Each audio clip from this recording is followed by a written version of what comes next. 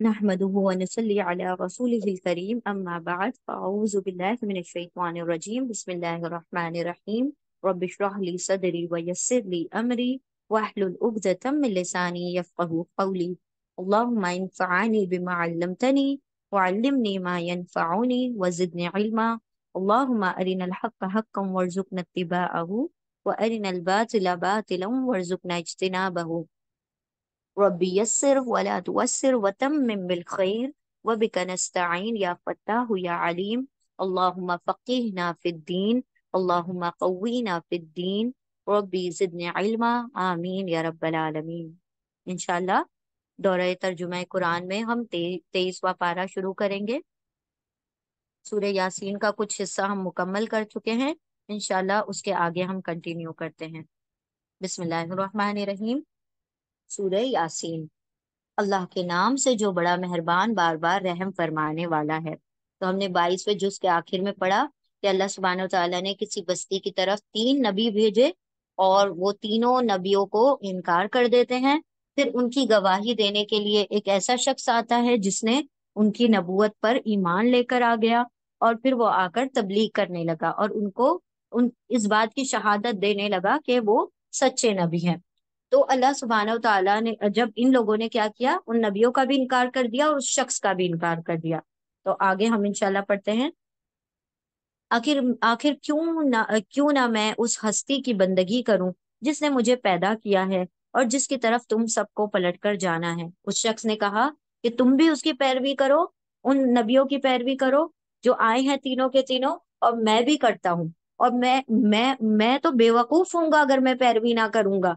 मुझे तो करनी ही चाहिए क्योंकि अल्लाह सुब्हानहू व तआला ने मेरे सामने हक खोल दिया और उस रब की तो वो पैगाम लेकर आए हैं जिसने मुझे पैदा किया। मतलब वो तो कोई ऐसी बात तो नहीं कह रहे कि तुम लकड़ी पत्थर या कोई ऐसी बात कह रहे हो जो मेरे अकल से बाहिर हो। जिस रब ने मुझे पैदा किया मैं क्यों ना उसके ऊपर ईमान लेकर आऊं, और सबको तो जाना उसी की तरफ है। क्या मैं उसे छोड़कर दूसरे माबूद बना लूं? हालांकि अगर खुदाए रहमान मुझे कोई नुकसान पहुंचाना चाहे तो ना उनकी शिफात मेरे किसी काम आ सकती है और ना वो मुझे छुड़ा ही सकते हैं। यानी कि मैं अल्लाह को छोड़कर अगर झूठे माबूदों को बना लूंगा तो वो तो मुझे बर्बाद करके रख देंगे। ना मेरी दुनिया रहेगी ना मेरी आखिरत रहेगी। अगर मैं ऐसा करूं तो मैं सरी गुमराही में मुब्तला हो जाऊंगा। मैं तो तुम्हारे रब पर ईमान ले आया, तुम भी मेरी बात मान लो। यानी उसने पूरी तरह से क्लियर कर दिया कि देखो मैं इस वजह से, ये रीजन है अल्लाह को मानने का कि उसने मुझे पैदा किया, वही मेरा खालिक है, वही मेरा प्रोवाइडर है, वही मेरा सस्टेनर है, वही मेरा क्रिएटर है। सब तो वो कर रहा है, वही तदबीर कर रहा है, वही प्लानिंग कर रहा है। तो जो सब कुछ कर रहा है तो मैं क्यों छोड़ के उसको किसी और को अपना खुदा मान लूं। आखिरकार उन लोगों ने उसे कत्ल कर दिया। देखें क्या हुआ कि हक जब बोला जाएगा तो उसको क्या करेंगे, लोग पसंद नहीं करेंगे। और सबसे जो शिद्दत वाला जो रिएक्शन है वो क्या है? कत्ल कर दो, खत्म कर दो, इनकी आवाजें बंद कर दो। तो जब आप हक बोलेंगे तो लोग सामने से क्या करेंगे? आपके खिलाफ खड़े हो जाएंगे, चाहे रिश्तेदारियों में क्यों ना हो। ये वही मामला हो गया कि जब आप किसी के ये इतना इतना गट्स चाहिए ना ये बोलने के लिए कि सारे लोग काफिर है उसमें खड़े होकर, सारे लोग अल्लाह का इनकार कर रहे हैं उसमें खड़े होकर आप कहेंगे नहीं नहीं ये गलत है, ऐसे करो। अब ऐसे ही आप किसी शादी के फंक्शन में गए हैं, आप देख रहे हैं वहां पे डांस भी हो रहा है, वो भी हो रहा है, डेक सिस्टम भी चल रहा है, वूफर भी चल रहा है, और आप कहीं खड़े होकर कि अरे ये गलत है, ये मत करो, ये अल्लाह की शरीयत के खिलाफ है। इतना ही गट्स चाहिए था, इतना ही उनके उसको हिम्मत चाहिए थी वो बोलने के लिए, जो कि आज हमारे पास हिम्मत नहीं है। वो उस हिम्मत करके, उतनी हिम्मत करके उस शख्स ने सारा कुछ कहा तो उसे क्या कर दिया गया? कत्ल कर दिया गया। अगर हम बोलकर तो देख लें ना, हमें अगली बार से लोग शादियों में बुलाना छोड़ दें। तो यहाँ पर अल्लाह सुब्हानहू ताला फरमा रहे हैं कि उसको कत्ल कर दिया गया। आखिरकार उन लोगों ने उसे कत्ल कर दिया। उस शख्स से कह दिया गया दाखिल हो जा जन्नत में। यहाँ पे कत्ल हुआ, यहाँ शहादत हुई, यहाँ जन्नत मिल गई। तबलीग की, अल्लाह ने कितना बेहतरीन अजर दिया कि उसको फौरन जन्नत मिल गई। इसने कहा काश मेरी कौम को मालूम होता कि मेरे रब ने किस चीज की बदौलत मेरी मगफिरत फरमा दी और मुझे बाइज्जत लोगों में दाखिल फरमा दिया। इसके बाद उसकी कौम पर हमने, यानी देखिए किसका, एक एक खैर ख्वाह जो होता है ना, اس کے بارے میں بتایا جا رہا ہے کہ وہ قتل ہونے کے بعد بھی سامنے والوں کی ریٹیلیشن اور برے الفاظ سہنے کے بعد بھی ان کی فکر نہیں چھوڑ رہا. ہمیں ہمیں اگر کوئی ہم کسی کو نصیحت کریں اور وہ ہمیں برا بھلا کہہ دے تو کیا کریں گے ہم؟ آئندہ سے بولوں گے ہی نہیں اس کو. یہ تو اپنی اپنی زبان کھول کے کھڑی ہو جاتی ہے. تو یہ مبلغ کا کام یہ نہیں ہوتا. مبلغ کہتا رہتا ہے، وہ خیر خواہی کرتا رہتا ہے. دیکھیں مرنے کے بعد بھی وہ خیر خواہی کر رہا ہے کہ کاش ان کو پتا ہوتا کہ ان کو بھی جنت مل جاتی اگر وہ میری بات مانتے. تو یہ خیر خواہی ہمارے اندر رہنی چاہیے، چاہے ہم سے جو سامنے والا جو معاملہ کرے. ہمارا معاملہ ان کے معاملوں پر ڈیپینڈ نہیں ہونا چاہیے. ہمارے ریئیکشن ان کے ایکشنز پہ ڈیپینڈ نہیں ہونا چاہیے. ہماری جو تربیت ہے ہم نے اس کے اوپر عمل کرنا ہے. اگر ہم ان کے ہی طریقوں پر چلنا شروع کر دیں پھر ہم میں اور ان میں کیا فرق رہ جائے. تو یہاں پر کہا کہ وہ چاہ رہا ہے، وہ شخص جنت میں پہنچ کے بھی کہہ رہا ہے کہ کاش ان کو پتا چل جاتا کہ اللہ نے مجھے جنت دے دی، باعزت کر دیا. اس کے بعد اس کی قوم پر ہم نے آسمان سے کوئی لشکر نہیں اتارا، مطلب کوئی فرشتے نہیں آئے ان کو برباد کرنے کے لیے، کوئی تباہی کے لیے بڑے بڑے فرشتوں کو نہیں بھیجا گیا، اور نہ ہی ان کو بھیجنے کی کوئی حاجت تھی. بس ایک دھماکہ ہوا اور یکایک وہ سب کے سب بجھ کر رہ گئے. مطلب ایک ہلکا سا زلزلہ، ایک ہلکا سا دھماکہ ان کو برباد کرنے کے لیے کافی تھا. اللہ فرما رہا ہے مجھے کوئی بہت بڑے لمبے چوڑے لشکر بھیجنے نہیں پڑتے. جب کسی کی تباہی کا موقع آتا ہے، ایک کورونا وائرس بھی کیا کر دیتا ہے، پوری دنیا کو، نظام کو تباہ و برباد کر سکتا ہے. تو اللہ رب العزت کو کوئی بڑے لشکر بھیجنے کی ضرورت نہیں ہے. اگر اللہ ناراض ہو تو پوری دنیا کو ایک کن پر بھی کیا کر سکتا ہے، ختم نیست و نابود کر سکتا ہے. بس ایک دھماکہ ہوا اور یکایک وہ اچانک وہ سب بجھ کر رہ گئے. افسوس بندوں کے حال پر، جو رسول بھی ان کے پاس آیا اس کا وہ مذاق ہی اڑاتے ہیں. تو جب آپ حق کہیں گے لوگ آپ کا مذاق اڑائیں گے. آئی ملانی، آئی بڑی بہت بڑی نیک عورت. جیسے کس کو کہا گیا تھا؟ لوط علیہ السلام کو کہا بہت پاک باز ہو، تم سے زیادہ پاک تو کوئی ہے ہی نہیں، تم سے زیادہ نیک تو کوئی ہے ہی نہیں. ایسے ہی نبیوں کو کہا گیا. تو جب آپ خیر کی بات بتائیں گے لوگ آپ کے اوپر ایسے ہی تانے اور تشنے کسیں گے. اللہ فرما رہا ہے ایسے ہی لوگوں کا مذاق بنایا جاتا ہے. کیا انہوں نے دیکھا نہیں کہ ان سے پہلے کتنی ہی قوموں کو ہم ہلاک کر چکے ہیں، اور اس کے بعد پھر وہ پھر کبھی ان کے طرف پلٹ کر نہ آئے. اب ان سب کو ایک روز ہمارے سامنے حاضر ہونا ہے. ان لوگوں کے لیے بے جان زمین ایک نشانی ہے. ہم نے اس کو زندگی بخشی اور اس سے غلہ یعنی کہ کھیتیاں نکالی جسے یہ کھاتے ہیں. غلہ اس کو کہا جاتا ہے، اس کھیتی کو کہا جاتا ہے جس کو کھانے کے لیے یوز کیا جاتا ہے، جیسے کہ گیہوں، چاول وغیرہ. تو اللہ فرما رہا ہے کہ دیکھو اللہ کی مردہ زمین سے تم کیا کرتے ہو، اناج کھاتے ہو جب اللہ اس کو زندہ کر دیتا ہے. ہم نے اس میں کھجوروں، اور یہی معاملہ ہے ایک ایمان والے بندے کا. جب اس کے دل کی مردہ زمین زندہ ہوتی ہے تو پھر اس کے عمل سے لوگ فیض پانا شروع کر دیتے ہیں. لوگوں کو اناج، کس چیز کا اناج ملنے لگتا ہے؟ ہدایت کا، اور ہدایت کے نور کا اناج ملنا شروع ہو جاتا ہے. تو اللہ رب العزت سے ہمیشہ دعا کیا کریں اللہ میرے دل کی مردہ زمین کو زندہ کر دے، ہدایت کے نور سے سر سبز و شاداب کر دے، اس میں ہدایت کا غلہ نکال دے. ہم نے اس میں کھجوروں اور انگوروں کے باغ پیدا کیے اور اس کے اندر چشمے پھوڑ نکالے. اب دیکھیں قرآن یہ ایسی خوبصورت کتاب ہے کہ جس کے اندر بات ریپیٹ ہوتی ہے نا، بار بار ریپیٹ ہوتی ہے تو ہمیں بور نہیں ہوتا بلکہ اور اچھا لگتا ہے کہ بار بار اللہ سبحانہ و تعالیٰ ایک بات کو کہہ رہے ہیں. اگر آپ کوئی ایسی کتاب ہوتی ہے جو دنیاوی کسی آتھر کی لکھی ہوئی ہو، آپ اگر ایک سینٹینس کو 2-3 بار پڑھ لیں گے نا تو آپ کہیں گے کہ کیا ہے یہ بورنگ کتاب، ایک ہی بات کو 10 بار لکھ دیا ہوا ہے. اور یہاں اللہ بار بار ایک بات کو کہتے ہیں تو وہ اور زیادہ کیا ہوتی ہے، ہمارے دل میں پختہ ہو جاتی ہے اور اس کی اہمیت بڑھ جاتی ہے اور اس بات سے محبت ہو جاتی ہے. کتنی مرتبہ اللہ کہہ چکے ہیں نا، زمین کو زندہ کیا، زمین کو مردہ زمین کو زندہ کیا. اور کبھی بھی ایسا ہمیں نہیں لگتا کہ یہ بورنگ بات ہے. ایسا لگتا ہے واقعی کیا اللہ سبحانہ و تعالیٰ کی قدرت ہے کہ ایک بنجر زمین کو اللہ زندہ کر کے اس میں سے لہلہاتی ہری ہری سرسبز و شاداب فصلیں کھڑے کر دیتا ہے، اس میں پھول اور پھل لگا دیتا ہے. کتنی بڑی بات ہے، کیونکہ ہر وہ چیز جو اللہ ڈسکرائب کرتے ہیں وہ بہت غور و فکر کی ہوتی ہے. کھجوروں انگوروں کے باغ پیدا کیے اور اس کے اندر چشمے پھوڑ نکالے تاکہ یہ اس کے پھل کھائیں. یہ سب کچھ ان کے اپنے ہاتھوں کا پیدا کیا ہوا نہیں ہے، پھر کیا یہ شکر ادا نہیں کرتے؟ کیا بندہ چاہے تو ایک جو تربوز ہوتا ہے نا، ایک واٹر ملن ہوتا ہے، آپ اس کو چاہے تو اس کو پیلا، لال، ہرا، جو وائٹ ہوتا ہے اس کو ریڈ بھی نہیں کر سکتے اپنی اس پہ۔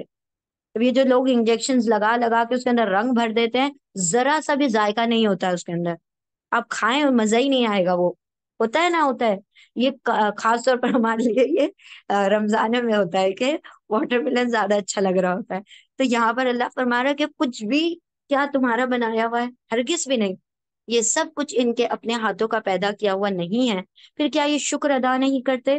تو اللہ کی کوئی نعمت بھی کھائے نا تو اللہ سبحانہ و تعالیٰ کا شکر ادا کریں، اللہ یہ اتنا میٹھا پھل یقیناً میں اس پر قادر نہیں ہوں، میں قدرت نہیں رکھتی کہ اس کو ایسا میٹھا کر دوں، تو میں قدرت نہیں رکھتی کہ اس کو اگا سکوں، یہ تو تیری ذات تھی جس نے اس پھل کو میری زبان تک پہنچا دیا اور اس کا ذائقہ میرے پیٹ تک اتر گیا۔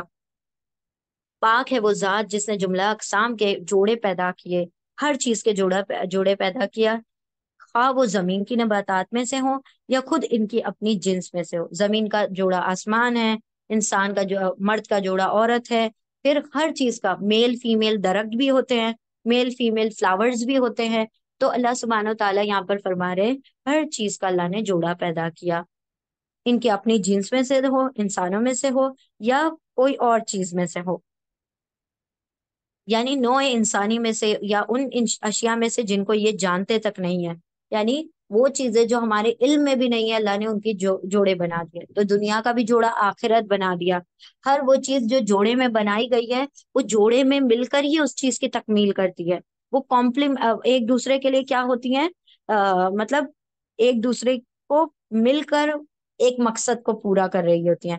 جیسے مرد اور عورت ملتے ہیں تو ایک نسل کی تعمیر ہوتی ہے، نسلیں بنتی ہیں، اگر مرد اور عورت نہ ملے تو نسلیں نہ بنے، تو جوڑا مل کر کیا ہوتا ہے، ایک مقصد کو پورا کرتا ہے۔ تو اللہ فرما رہا ہے کہ ہر اس چیز کے ہم نے جوڑے بنا دیے، جس کو تم جانتے ہو جس کو نہیں جانتے، صرف ایک جوڑے سے خالی چیز ہے، وہ ہے اللہ رب العزت کی ذات، جس کا کوئی جوڑا نہیں، جس کا کوئی جوڑ کا بھی نہیں۔ ان کے لیے ایک اور نشانی رات ہے، ہم اس کے اوپر اس سے دن لاتے ہیں، دن کا جوڑا رات ہے، ان کو دن کو ہٹا دیتے ہیں تو ان پر اندھیرا چھا جاتا ہے، جیسے دن کی کوئی چادر لپیٹ کے اللہ سبحانہ و تعالیٰ نے رکھ دی سائڈ میں تو وہ رات چھا گئی، اور پھر رات کو فولڈ کر کے پیپر کی طرح رکھ دیا تو اللہ سبحانہ و تعالیٰ نے دن نکال دیا۔ کتنا بڑا معجزہ ہے نا، کتنا بڑا میراکل ہے یہ رات اور دن کا آنا۔ اگر غور کریں، اچانک سے پورا اندھیرا چھا جائے اور اچانک سے پوری روشنی آ جائے اور سورج وہ اپنے ٹھکانے کی طرف چلا جا رہا ہے، یہ زبردست علیم ہستی کا باندھا ہوا حساب ہے۔ یہاں پر پہلے لوگوں نے ریسرچ کی تو پتا چلا تھا، ہم بچپن میں پڑھتے آ رہے تھے کہ سورج جو ہے ساکت ہے، سٹل ہے، رکا ہوا ہے، اور سارے پلانٹس جو ہے اس کے چاروں طرف گھوم رہے ہیں۔ بعد میں ریسرچ ہوئی، پتا چلا سورج بھی گھوم رہا ہے، اور یہ اللہ سبحانہ و تعالیٰ نے کب کا کہہ دیا کہ سورج بھی اپنی اس پر گھوم رہا ہے، سورج بھی اپنے ٹھکانے کی طرف چلا جا رہا ہے، وہ بھی گردش کر رہا ہے۔ پورا پلانٹ، پورا جو سسٹم ہے اللہ سبحانہ و تعالیٰ نے یونیورس کا، وہ سب کے سب کیا کر رہے ہیں، تیر رہے ہیں، اپنے اپنے مدار پر اپنے اپنے آربٹس میں گھوم رہے ہیں۔ اور چاند، اس کے لیے ہم نے منزلیں مقرر کر دی ہیں، یہاں تک کہ ان سے گزرتا ہوا وہ پھر کھجور کی سوکھی شاخ کے مانند ہو جاتا ہے، یعنی اتنا باریک ہو جاتا ہے جیسے کھجور کی شاخ سوکھ کر پتلی سی لکڑی بن جاتی ہے، ایسے پتلا سا ہو جاتا ہے۔ عید کا جو چاند ہوتا ہے خاص طور پر کتنا باریک ہوتا ہے، دکھائی بھی نہیں دیتا، کتنی مشکل سے دکھتا ہے، کیونکہ ہم دیکھتے ہی صرف عید کا چاند ہے، باقی چاند پر ہم غور ہی نہیں کرتے۔ اللہ فرماتا ہے کہ ذرا چاند کی منزلوں پر غور کرو، بڑا چھوٹا، اور گھٹتے گھٹتے کھجور کی طرح ہو جاتا ہے، سوکھی شاخ کی طرح۔ نہ سورج کے بس میں ہے کہ چاند کو جا پکڑے، اور نہ رات دن پر سبقت لے جا سکتی ہے، یعنی دن کہے کہ آج میں نہیں نکلتا، آج رات تم ہی کنٹینیو کر لو، ایسا ہوا ہے کبھی؟ کبھی بھی نہیں ہوا۔ کبھی آپ نے دیکھا کہ سورج ایک بار نکلا اور پھر چاند جو ہے نکلنا بھول گیا؟ سورج نے کہا کہ بھئی آج کی رات میں نکلا ہوا رہوں گا، چاند تم کل آ جانا، کبھی بھی ایسا نہیں ہوا۔ اللہ کے جو بھی مخلوقات ہیں انسان کے علاوہ، سب کے سب اللہ کے حکم کے تابع، اور اللہ سبحانہ و تعالیٰ نے جیسا حکم دیا ویسے عمل کر رہے ہیں، سب ایک ایک فلک میں تیر رہے ہیں۔ یہ شاید ہم نے آپ کو معجزہ بتایا تھا نہیں یا نہیں، آئی ڈونٹ نو، हम आप लोगों को थोड़ा सा इस आयत के बारे में बता देते हैं। कुल्लुन फिल फलकिन यस्बहून, ये आयत है। कुल्लुन फी फलकिन यस्बहून, यस्बहून, ये आयत है कि हर एक अपने अपने ऑर्बिट में घूम रहा है। तो यहाँ पर क्या है कि एक एक छोटा सा मोजजा यहाँ पर बताया गया कि ये देखिए, कुल्लू फी फलकिन में क्या है, काफ, और फलक का लास्ट लेटर है काफ। ये सेकंड लेटर है कुल का लाम, और फलक का सेकंड लास्ट लेटर है लाम। फिर यहाँ पर आता है फी में फी और फलक का फा, ये आ गया। ये बन गए ऑर्बिट, और बीच में बचा या। तो ये जो या है, या का मतलब है यजबहुन, सब तैर रहे हैं, सब घूम रहे हैं। तो ये एक क्या बन गया, एक प्लैनेट का सिस्टम बन गया। जैसे कि हम ड्रॉ करते थे बचपन में, सारे प्लैनेट घूम रहे हो रहे हैं सारी ऑर्बिट पर। तो ये भी एक छोटा सा मोजिजा है इस आयत का। ठीक है, ये इस तरह से बनाया है, जैसे ये यूं और यूं और यूं, और बीच में से यजबहून, वो सब तैर रहे हैं। हर कोई अपने अपने ऑर्बिट में घूम रहा है, अपने अपने मदार पर घूम रहा है। तो अल्लाह फरमाते हैं, इनके लिए ये भी एक निशानी है कि हमने उनकी नस्ल को भरी हुई कश्ती में सवार किया। कौन सी? नूह अलैहिस्सलाम की कश्ती। जबकि अल्लाह सुब्हानहू तआला ने बाकी तमाम लोगों को गर्क कर दिया, सिर्फ नूह अलैहिस्सलाम की नस्ल से ही सारी दुनिया आगे चली है। इसीलिए नूह अलैहिस्सलाम को दूसरा आदम, आदम सानी कहा जाता है, सेकंड आदम, क्योंकि उसके बाद नई तरीके से पूरी नस्ल शुरू हुई थी। उन्हीं की नस्लों से हम लोग भी आ गए। और फिर उनके उनके लिए वैसी ही कश्तियां और पैदा की जिन पर ये सवार होते हैं। हम चाहें तो इनको गर्क कर दें, कोई इनकी फरियाद सुनने वाला ना हो, और किसी तरह ये ना बचाए जा सके। कितनी ही कश्तियां समंदरों में जाती हैं और गर्क हो जाती हैं। छोटी मोटी मछुआरे होते हैं, छोटे मोटे फिशरमैन होते हैं, फिशिंग करते करते उसमें डूब जाते हैं। कोई उनका पूछने वाला नहीं, कोई उनकी आवाज को सुनने वाला नहीं होता। अल्लाह फरमा रहा है कि हम चाहे तो गर्क कर दे, कोई तुम्हें समंदर के दरमियान सुन नहीं सकता। बस हमारी रहमत ही है जो उन्हें पार लगाती है। यानी अल्लाह रब्बुल इज्जत की रहमत से ही कश्तियां पार लग रही होती हैं, और एक वक्त वक्त खास तक जिंदगी से मुतमत्ता होने का मौका देती हैं, यानी कि जिंदगी से फायदा उठाने का मौका देती है। इन लोगों से जब कहा जाता है कि बचो उस अंजाम से जो तुम्हारे आगे आ रहा है और तुम्हारे पीछे गुजर चुका है, शायद कि तुम पर रहम किया जाए, तो ये सुनी अनसुनी कर देते हैं। पहले भी अजाब आ चुके, आगे भी आने वाले हैं। तो उन अजाब से बचते रहो, अल्लाह रब्बुल इज्जत के गजब से बचो। इनके सामने इनके रब की आयत में से जो आयत भी आती है, ये उसकी तरफ इल्तिफात नहीं करते, मतलब उस पर कान ही नहीं धरते। और जब इनसे कहा जाता है कि अल्लाह ने जो रिस्क तुम्हें अता किया है उसमें से कुछ अल्लाह की राह में भी खर्च करो, तो ये लोग जिन्होंने कुफ्र किया है, ईमान लाने वालों को जवाब देते हैं, क्या हम उनको खिलाएं जिन्हें अल्लाह चाहता तो खुद खिला देता? तुम तो पागल ही बहक गए हो। अल्लाह अकबर। यानी अल्लाह सुब्हानहू तआला ने अगर किसी को खर्च करने का शर्फ दिया है, खर्च करने का जो मामला है वो किसका है? अल्लाह रब्बुल इज्जत का। अल्लाह ने अपने कुछ बंदों को चुना कि वो जो सिफत मेरी है उसका कुछ रिफ्लेक्शन तुम भी करो, यानी तुम भी खर्च करो दूसरों पर। जैसे मैं तुम पर खर्च कर रहा हूँ, तुम भी दूसरों पर। अगर कोई इस कॉन्सेप्ट को ना समझ पाए तो उसकी क्या है, अकल पे पड़ गए। अल्लाह फरमा रहा है कि ये कहते हैं कि अल्लाह को खुद देना था खुद दे देता, हमें क्यों दे दिया कि हम उनको दें, वो डायरेक्ट दे देता। तो ये तो अल्लाह ने तुमको अजर देने के लिए दिया। अल्लाह सुब्हानहू तआला ने तुम्हारे लिए और आसानियां और नेकियां बढ़ाने के लिए किया। तो जिसको अकल नहीं होगी वो ऐसे ही जाहिलाना बातें करेगा कि अगर अल्लाह को खिलाना होता तो खुद खिला देता। तुम तो बिल्कुल ही बहक गए हो। ये लोग कहते हैं, ये यानी कि हमें अपना माल नहीं खर्च करना। अगर अल्लाह को उनको देना होता तो गुर्बत में क्यों दे रखता, अल्लाह उनको ही दे देता, हमें क्यों उनका माल देता? ये तो हमारा माल है, हम तो नहीं खर्च करते। दरअसल ये जिस चीज की राह तक रहे हैं, वो बस एक धमाका है जो यकायक उन्हें ऐन उस हालत में धर लेगा जब ये अपनी दुनियावी मामलात में झगड़ रहे होंगे। यानी अपने मामलात में इतने मशगूल होंगे, खा रहा है कोई, पी रहा है कोई, झगड़ा कर रहा है कोई, कुछ कर रहा है। अल्लाह सुब्हानहू तआला फरमा रहे बस एक धमाका होगा कयामत का, और सब के सब वो हो जाएंगे, उस कयामत के जद में आ जाएंगे। तो कोई कोई भी प्लानिंग नहीं होगी इंसान की, कोई भी उसके लिए प्रिपरेशन नहीं होगी, और अचानक से कयामत आ जाएगी। اور اس وقت یہ وصیت تک نہ کر سکیں گے، نہ اپنے گھروں کو پلٹ سکیں گے۔ کوئی بازار میں وہ جا کے بھی نہیں بتا پائے گا کہ قیامت آ گئی ہے ذرا کچھ کر لو، یا اس گھر سے نکل جاؤ تمہارے سر پہ یہ چھت گر جائے گی۔ انسان کو اتنا بھی وقت نہیں ملے گا، مہلت بھی نہیں ملے گی کہ وہ پلٹ جائے، اپنے گھر والوں کو بتا سکے، وہ نیوز دے سکے۔ پھر ایک سور پھونکا جائے گا اور یکا یکی اپنے رب کے حضور پیش ہونے کے لیے اپنی قبروں سے نکل پڑیں گے۔ تو پہلا سور ہوگا، قیامت آ جائے گی، 40 سال ہو جائیں گے قبروں میں پڑے ہوئے۔ دوسرا سور پھونکا جائے گا، اللہ سبحانہ تعالیٰ کے سامنے کھڑے ہو جائیں گے، یعنی زندہ کرے جائیں گے، دوبارہ ریسریکشن ہوگا۔ گھبرا کر کہیں گے، ارے یہ کس نے ہمیں ہماری خوابگاہوں سے اٹھا کر کھڑا کر دیا؟ ہم تو آرام سے سو رہے تھے، یہ کس نے اٹھا دیا؟ کیا یہ وہی تو نہیں ہے جس کا خدائے رحمان نے وعدہ کیا تھا؟ اور رسولوں کی بات سچی ہی تھی، اب آنکھیں کھل رہی ہے۔ لیکن اب آنکھیں کھلنے کا کوئی فائدہ نہیں۔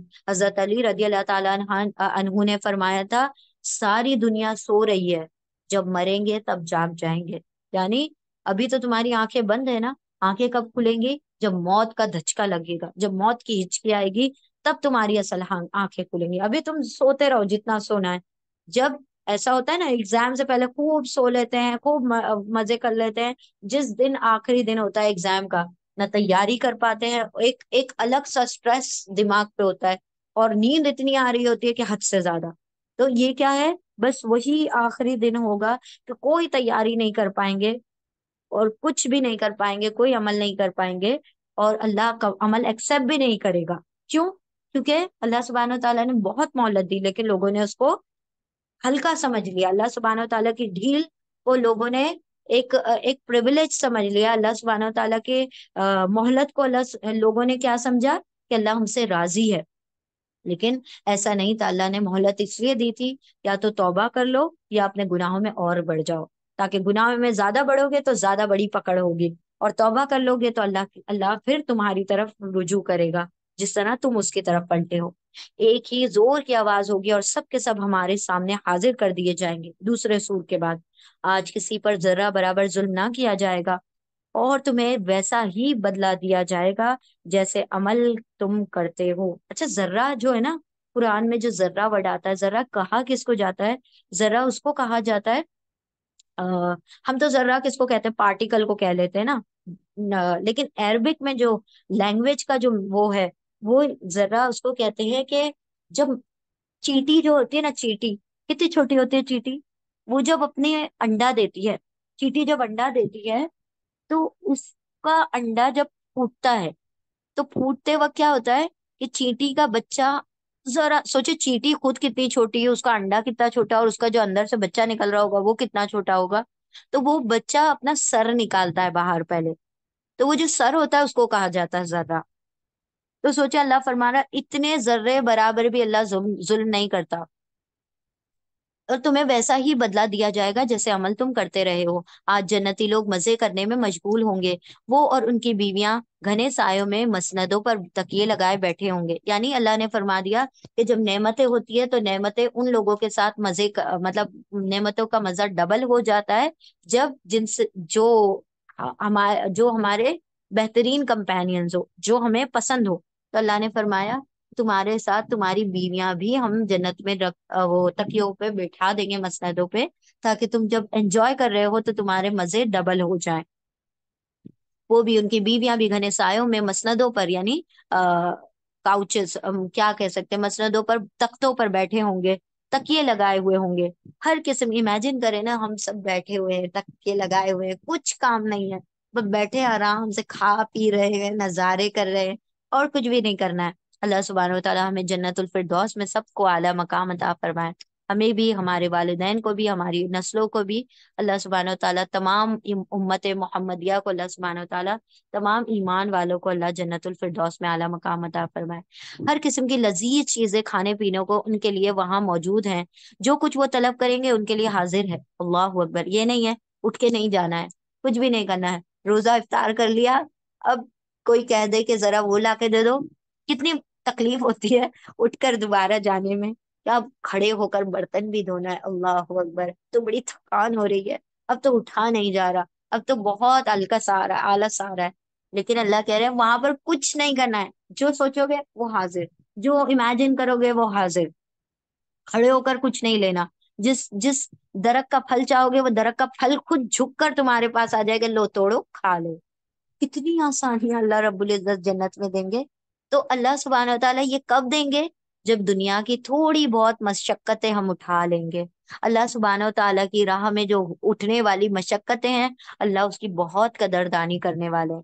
ये तो अल्लाह ने ये थोड़ा सा डिस्क्रिप्शन जन्नत का बताया है, वरना जन्नत तो बहुत बुलंद व बाला और बढ़तर है इस तमाम डिस्क्रिप्शन से भी, जो कि अल्लाह सुब्हानहू व तआला ने हिडन रखा हुआ है। क्योंकि सरप्राइज देखने में मजा आता है ना इंसान को, अल्लाह ने भी जन्नत को सरप्राइज ही बनाकर पेश करना है। जो कुछ वो तलब करेंगे उनके लिए हाजिर हो जाएगा। रब रहीम की तरफ से उनको सलाम किया जाएगा। अल्लाह अकबर। अल्लाह कहेगा सलामुन अलैकुम, सलामती हो तुम पर। कितना खूबसूरत वो सलाम होगा जब अल्लाह कहेगा कि सलामती हो तुम पर। तो जब अल्लाह कहेगा सलामती हो तुम पर, तो वाकई सलामती हो जाएगी। कि हम तो ऐसे ही दूसरे एक दूसरे को दुआ दे रहे होते हैं, और दिल में बुग्ज और ऊपर से सलाम। सलाम का मतलब क्या होता है? सलाम हो तुम पर, पीस बी अपॉन यू। तुम अमन में हो मेरी जबान से भी, हाथ से भी, हर किस्म की चुगली से, हर किस्म की गीबत से। यहाँ हम अलग हुए और उसकी गीबत शुरू कर दी। तो सलाम क्या है? सिर्फ धोखेबाजी है और कुछ नहीं है। जाहिरी तौर पर हम सलाम कर रहे हैं और दिल में बुग्ज रखे हुए हैं। जब अल्लाह रब्बुल इज्जत सलाम करेगा तो वाकई हमारे ऊपर सलामती होगी। रब रहीम की तरफ से सलाम कहा जाएगा, सलामुन कौलम मिर रब्बिर रहीम। और ए मुजरिमों, आज तुम छटकर अलग हो जाओ। सबसे डराने वाली बात, वमताजुल यौमा अय्युहल मुजरिमून। ए मुजरिमो, ए अल्लाह रब्बुल इज्जत पुकारेगा, ए मुजरिमो हटो यहाँ से। इस लाइन में खड़ा होना है तुम्हारे जेब नहीं देता। ये नबियों की लाइन है, ये सॉलिहीन की लाइन है, ये सिद्दीकीन के सफ है, ये शुहदा के सफ है। यहाँ नेकोकार खड़े होंगे, यहाँ तुम्हारा कोई मकाम नहीं है। अल्लाह जब गजब में मुजरिमों को अलग कर देगा, कितनी रुसवाई का वो दिन होगा। अल्लाह सुब्हानहू व तआला हमें हश्र की रुसवाई से महफूज रख। अल्लाह सुब्हानहू व तआला हमें मुजरिमों में शामिल ना फरमा। अल्लाहुम्मा ला तजअलना मिनल मुजरिमीन। आदम अलैहिस्सलाम के बच्चों, क्या मैंने तुमको हिदायत ना की थी कि शैतान की बंदगी ना करो? वो तुम्हारा खुला दुश्मन है। हम शैतान की बंदगी करते हैं, हम शैतान को सजदे करते हैं? नहीं, हम शैतान के हुक्म को मानते हैं। शैतान को हाकिम मान लिया, हाकिम अल्लाह है, लेकिन हमने शैतान को वो दर्जा दे दिया, इसका मतलब हम उसकी बंदगी करते हैं।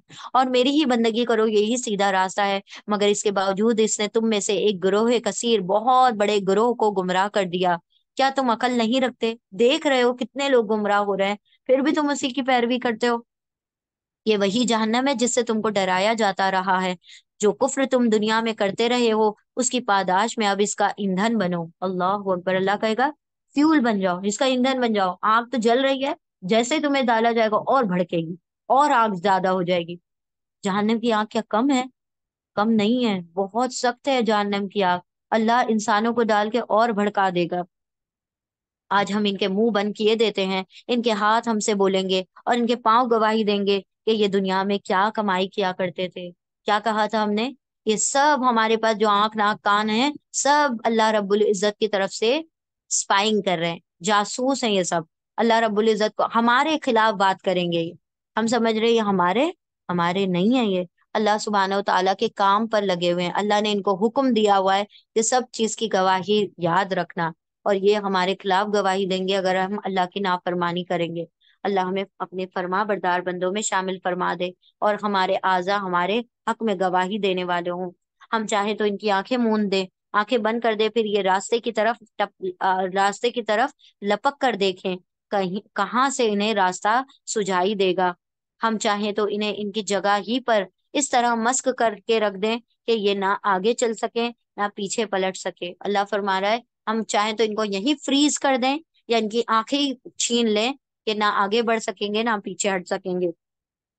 जिस शख्स को हम लंबी उम्र देते हैं, उसकी साख्त को हम उलट देते हैं। क्या हो जाता है लंबी उम्र पाने के बाद?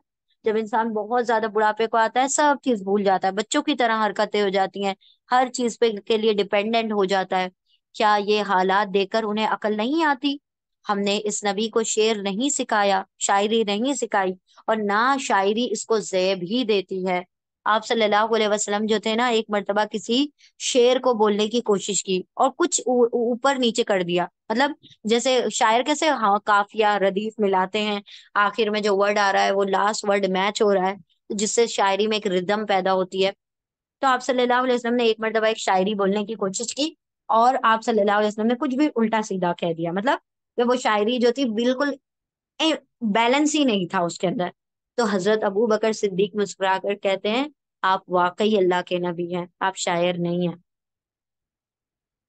اس کو زیب ہی نہیں دیتی، یعنی آپ صلی اللہ علیہ وسلم کو شاعری جچتی بھی نہیں ہے۔ یہ تو ایک نصیحت ہے اور صاف پڑھی جانے والی کتاب ہے، تاکہ وہ ہر اس شخص کو خبردار کر دے جو زندہ ہو، اور انکار کرنے والوں پر حجت قائم ہو جائے۔ زندہ کون ہے؟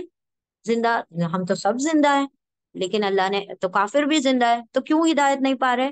اللہ ان لوگوں کو زندہ کہہ رہا ہے جن کے دل زندہ ہے، جن کے دل ایکسپٹ کرنا چاہتے ہیں ہدایت کو۔ اللہ نے کہا کہ یہ ان کو ہدایت دے گی کتاب جن کے دل زندہ ہیں، جن کے روح میں اس کو ایکسپٹ کرنے کی صلاحیت ہے۔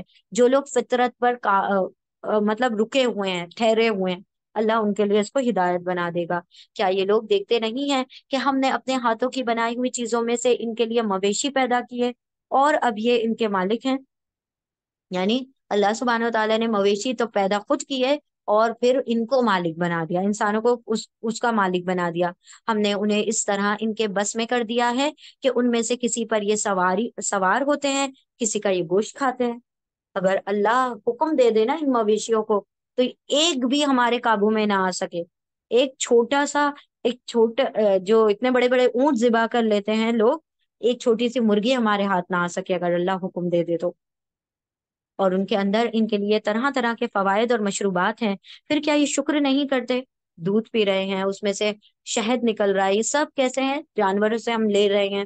یہ سب کچھ ہوتے ہوئے انہوں نے اللہ کے سوا دوسرے خدا بنا لیے ہیں، اور یہ امید رکھتے ہیں کہ ان کی مدد کی جائے گی۔ ہرگز بھی اللہ ایسے لوگوں کی مدد نہیں کرے گا جو اللہ کے علاوہ کسی اور سے مدد طلب کرتے ہیں۔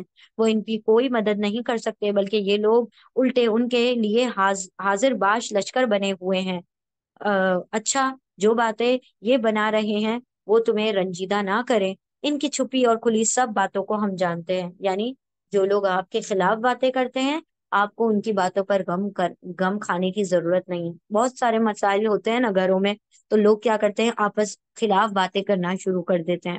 اللہ کہہ رہا ہے مت رنج کرو، اللہ کو سب پتا ہے۔ کیا انسان دیکھتا نہیں ہے کہ ہم نے اسے نطفے سے پیدا کیا، ایک سپرم ڈراپ سے، اور پھر وہ سری جھگڑالو بن کر کھڑا ہو گیا، اللہ کے بارے میں حجت کرنے لگا، اپنی اصل کو بھول گیا۔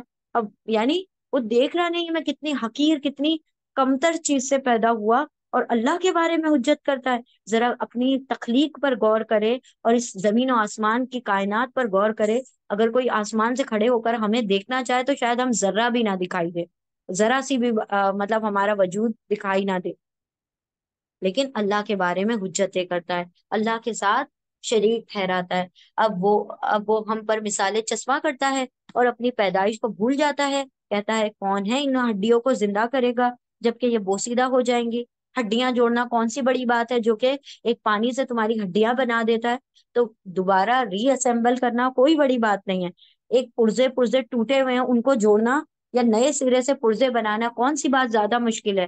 اللہ کے لیے تو خیر کوئی بھی مشکل نہیں ہے، نہ پہلی بار پیدا کرنا، نہ دوبارہ بنانا۔ اس سے کہو انہیں وہی زندہ کرے گا جس نے پہلے انہیں پیدا کیا تھا، اور وہ تخلیق کا ہر کام جانتا ہے۔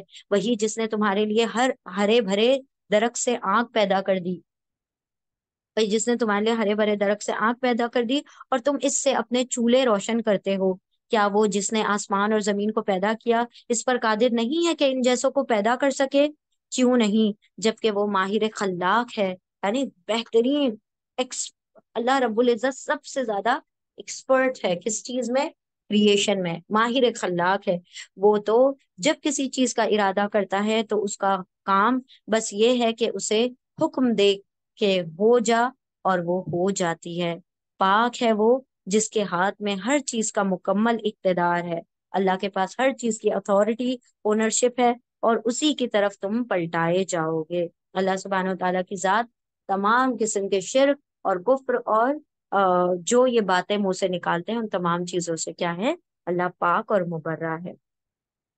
الحمدللہ یہاں پر ہماری سورہ یاسین مکمل ہوئی۔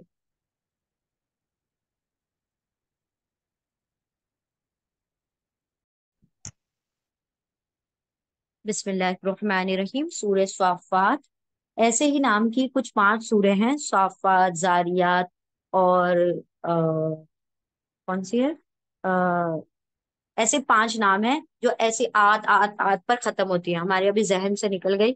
صافات، زاریات، مرسلات اور کون سی ہے، 2 اور صورتیں ہیں۔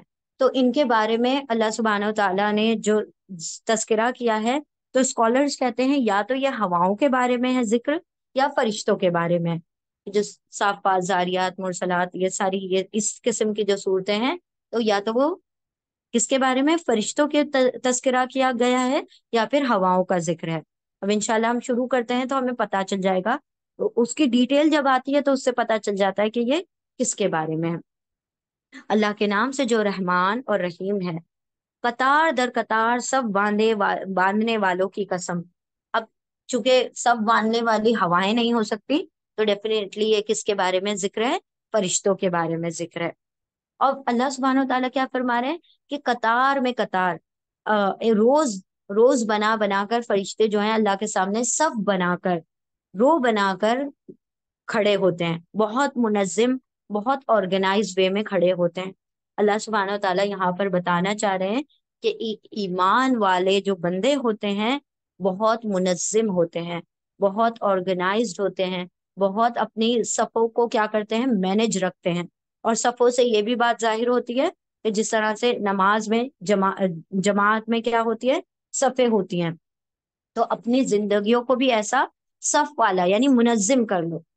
ہر چیز میں ڈسپلن ہونا چاہیے۔ یہاں پر اللہ سبحانہ و تعالیٰ فرشتوں کے ڈسپلن سے ہمیں حکم دے رہے ہیں کہ اپنی لائف کو بھی کیا کرو، ڈسپلن والا کرو، اور اس کے اندر وہ نہیں ہونا چاہیے۔ اب دیکھیں سب سے زیادہ ڈسپلن کی ایک چھوٹی سی چیز بھی اگر ہم کر لینا، آج سے شروع کر لیں، تو وہ بھی بہت اہم ہے، کیونکہ مسلمانوں میں سے ڈسپلن سب سے زیادہ ختم ہو گیا۔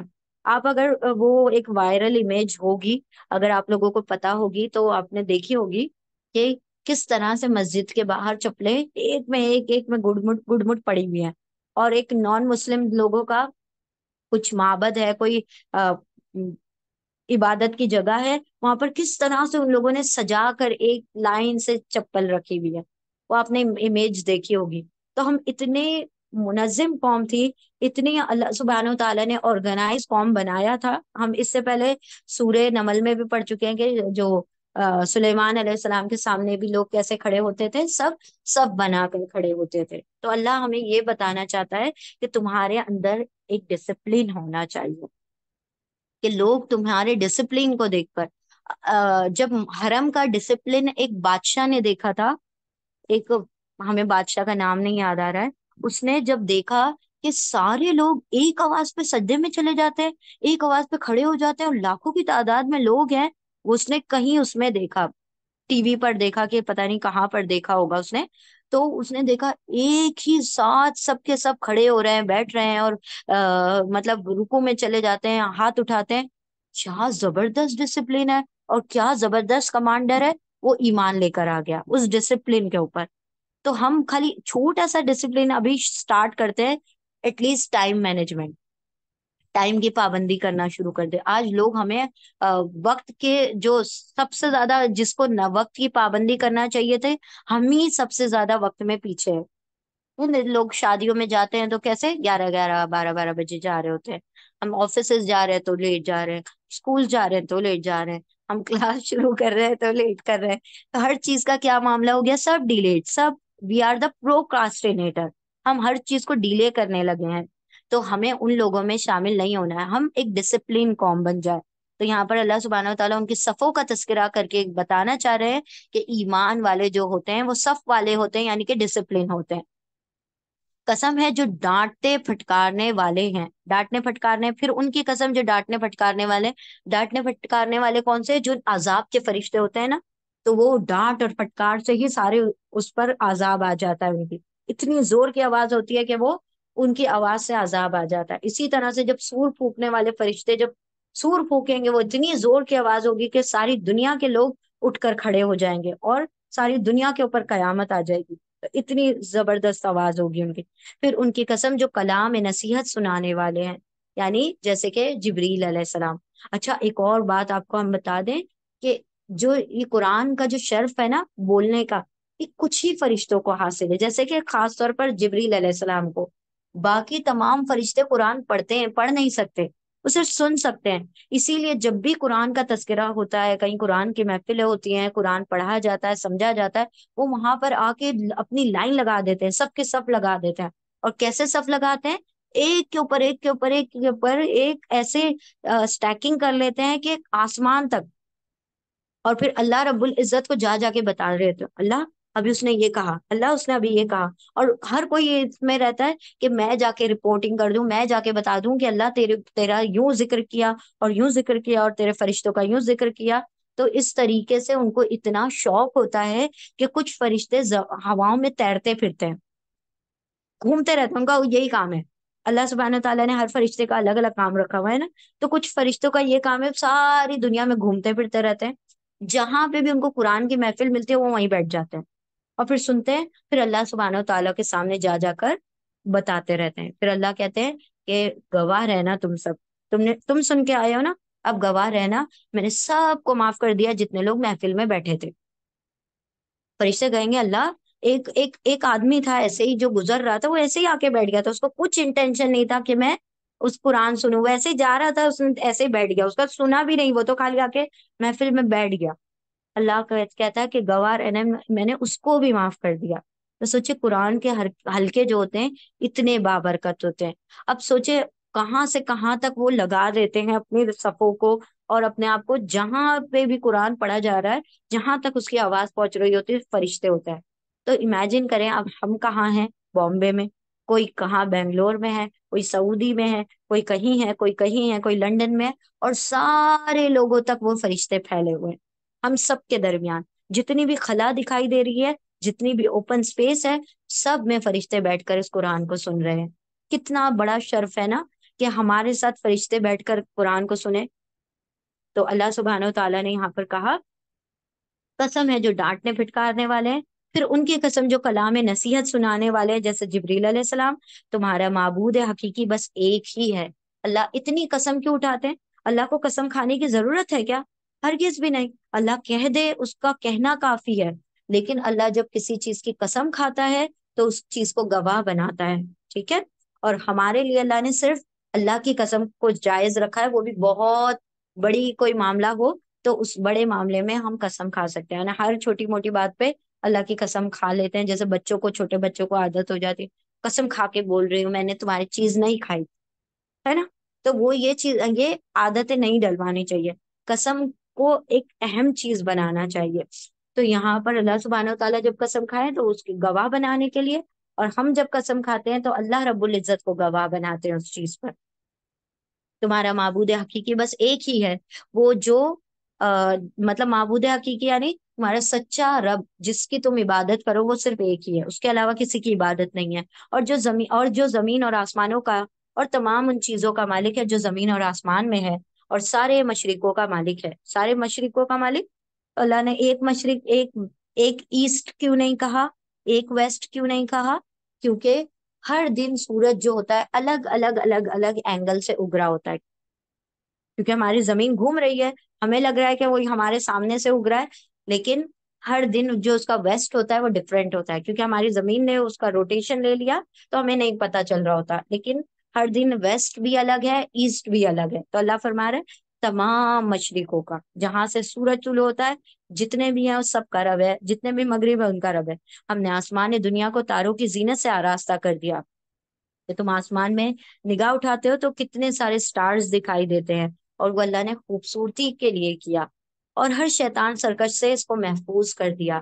یعنی اللہ سبحانہ و تعالیٰ نے جو وحی کا نظام بھیجا، جب نبیوں کو نبیوں پر وحی بھیجی، جبریل علیہ السلام جب وحی لے کر آتے تھے تو اتنی سیکیورٹی ہوتی تھی کہ شیطان جو ہوتے تھے وہ اس میں سے کچھ بھی سن نہیں سکتے تھے، اور جو ستارے ہوتے تھے ان کو مار بھگانے کے کام میں آتے تھے۔ शोले की तरह उनके पीछे पड़ जाते थे और उनको मार देते। ये शयातीन मलाए आला की बातें नहीं सुन सकते, यानी मलाए आला ऊंच जो ऊपर के यानी फरिश्तों की बातें नहीं सुन सकते। हर तरफ से मारे और हाके जाते हैं, जब कोशिश करते हैं तो इनको मारा जाता है, मार के भगाया जाता है। और इनके लिए पेहम आजाब है। ताहम अगर कोई इनमें से कुछ ले उड़े तो एक तेज शोला इसका पीछा करता है। शहाबुन साकिब हम पढ़ते हैं कि वो एक शोला जो होता है उसका पीछा करता है ताकि उसको मार के खत्म कर दे।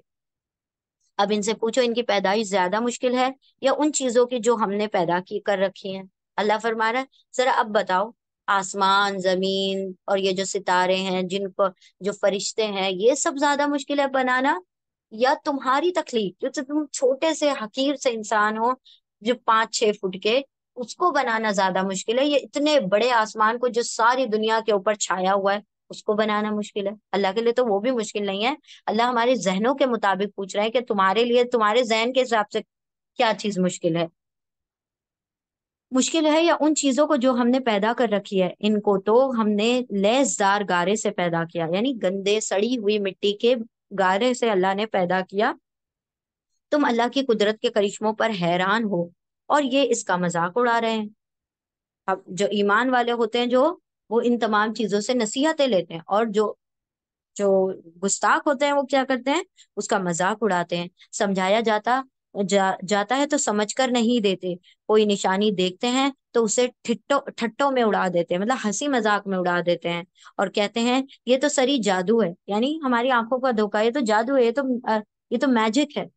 जो मिरेकल होता है उसको मैजिक कहते हैं ये लोग। भला कहीं ऐसा हो सकता है कि जब हम मर चुके हों और मिट्टी बन जाए और हड्डियों का पिंजर रह जाए, उस वक्त हम फिर से जिंदा करके उठाया खड़े किए जाए? मतलब ये तो बहुत शक वाली बात है, ये तो हमें समझ ही नहीं आ रही। और क्या हमारे अगले वक्तों के आबा व अजदाद भी उठाए जाएंगे? हमारे जो पिछले बाप दादा थे उनको भी जिंदा किया जाएगा? इनसे कहो हाँ, और तुम खुदा के मुकाबले में बेबस हो। अल्लाह सब कुछ करेगा, तुम कुछ नहीं कर सकोगे। बस एक ही झिड़की होगी, एक ही झिड़क झिड़क दिया जाता है। अल्लाह फरमा रहा है एक ही झिड़की दी जाएगी और यकायक ये अपनी आंखों से वो सब कुछ जिसकी खबर दी जा रही है देख रहे होंगे।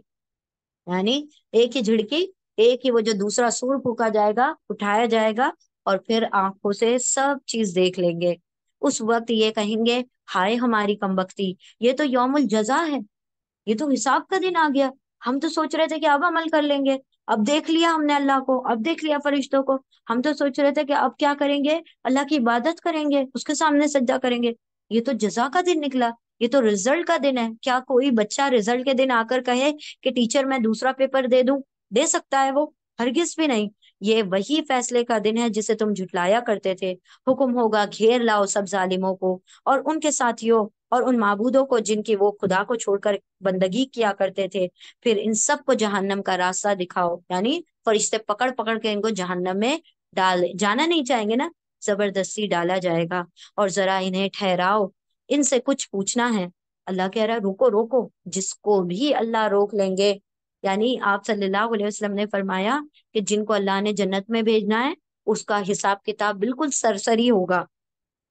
है ना, कुछ टीचर्स क्या करते हैं कि बुक में हाँ चलो कलर वलर दिख रहे हैं, बराबर लिखी हुई दिख रही है, क्या लिखा है उसको कोई कंसर्न नहीं होता। बस यूं ऐसे बस बुक को पलट कर देखते हैं और फिर कहते हैं चलो जाओ ठीक है, ठीक है, रिमार्क दे देती है, हाँ पास। और कुछ टीचरें जो होती हैं वो क्या करती हैं, एक एक पेज खोल खोल के देख रहे हो, ये क्या लिख दिया और ये क्या लिख दिया और ये कैसा डायग्राम है और वो कैसा।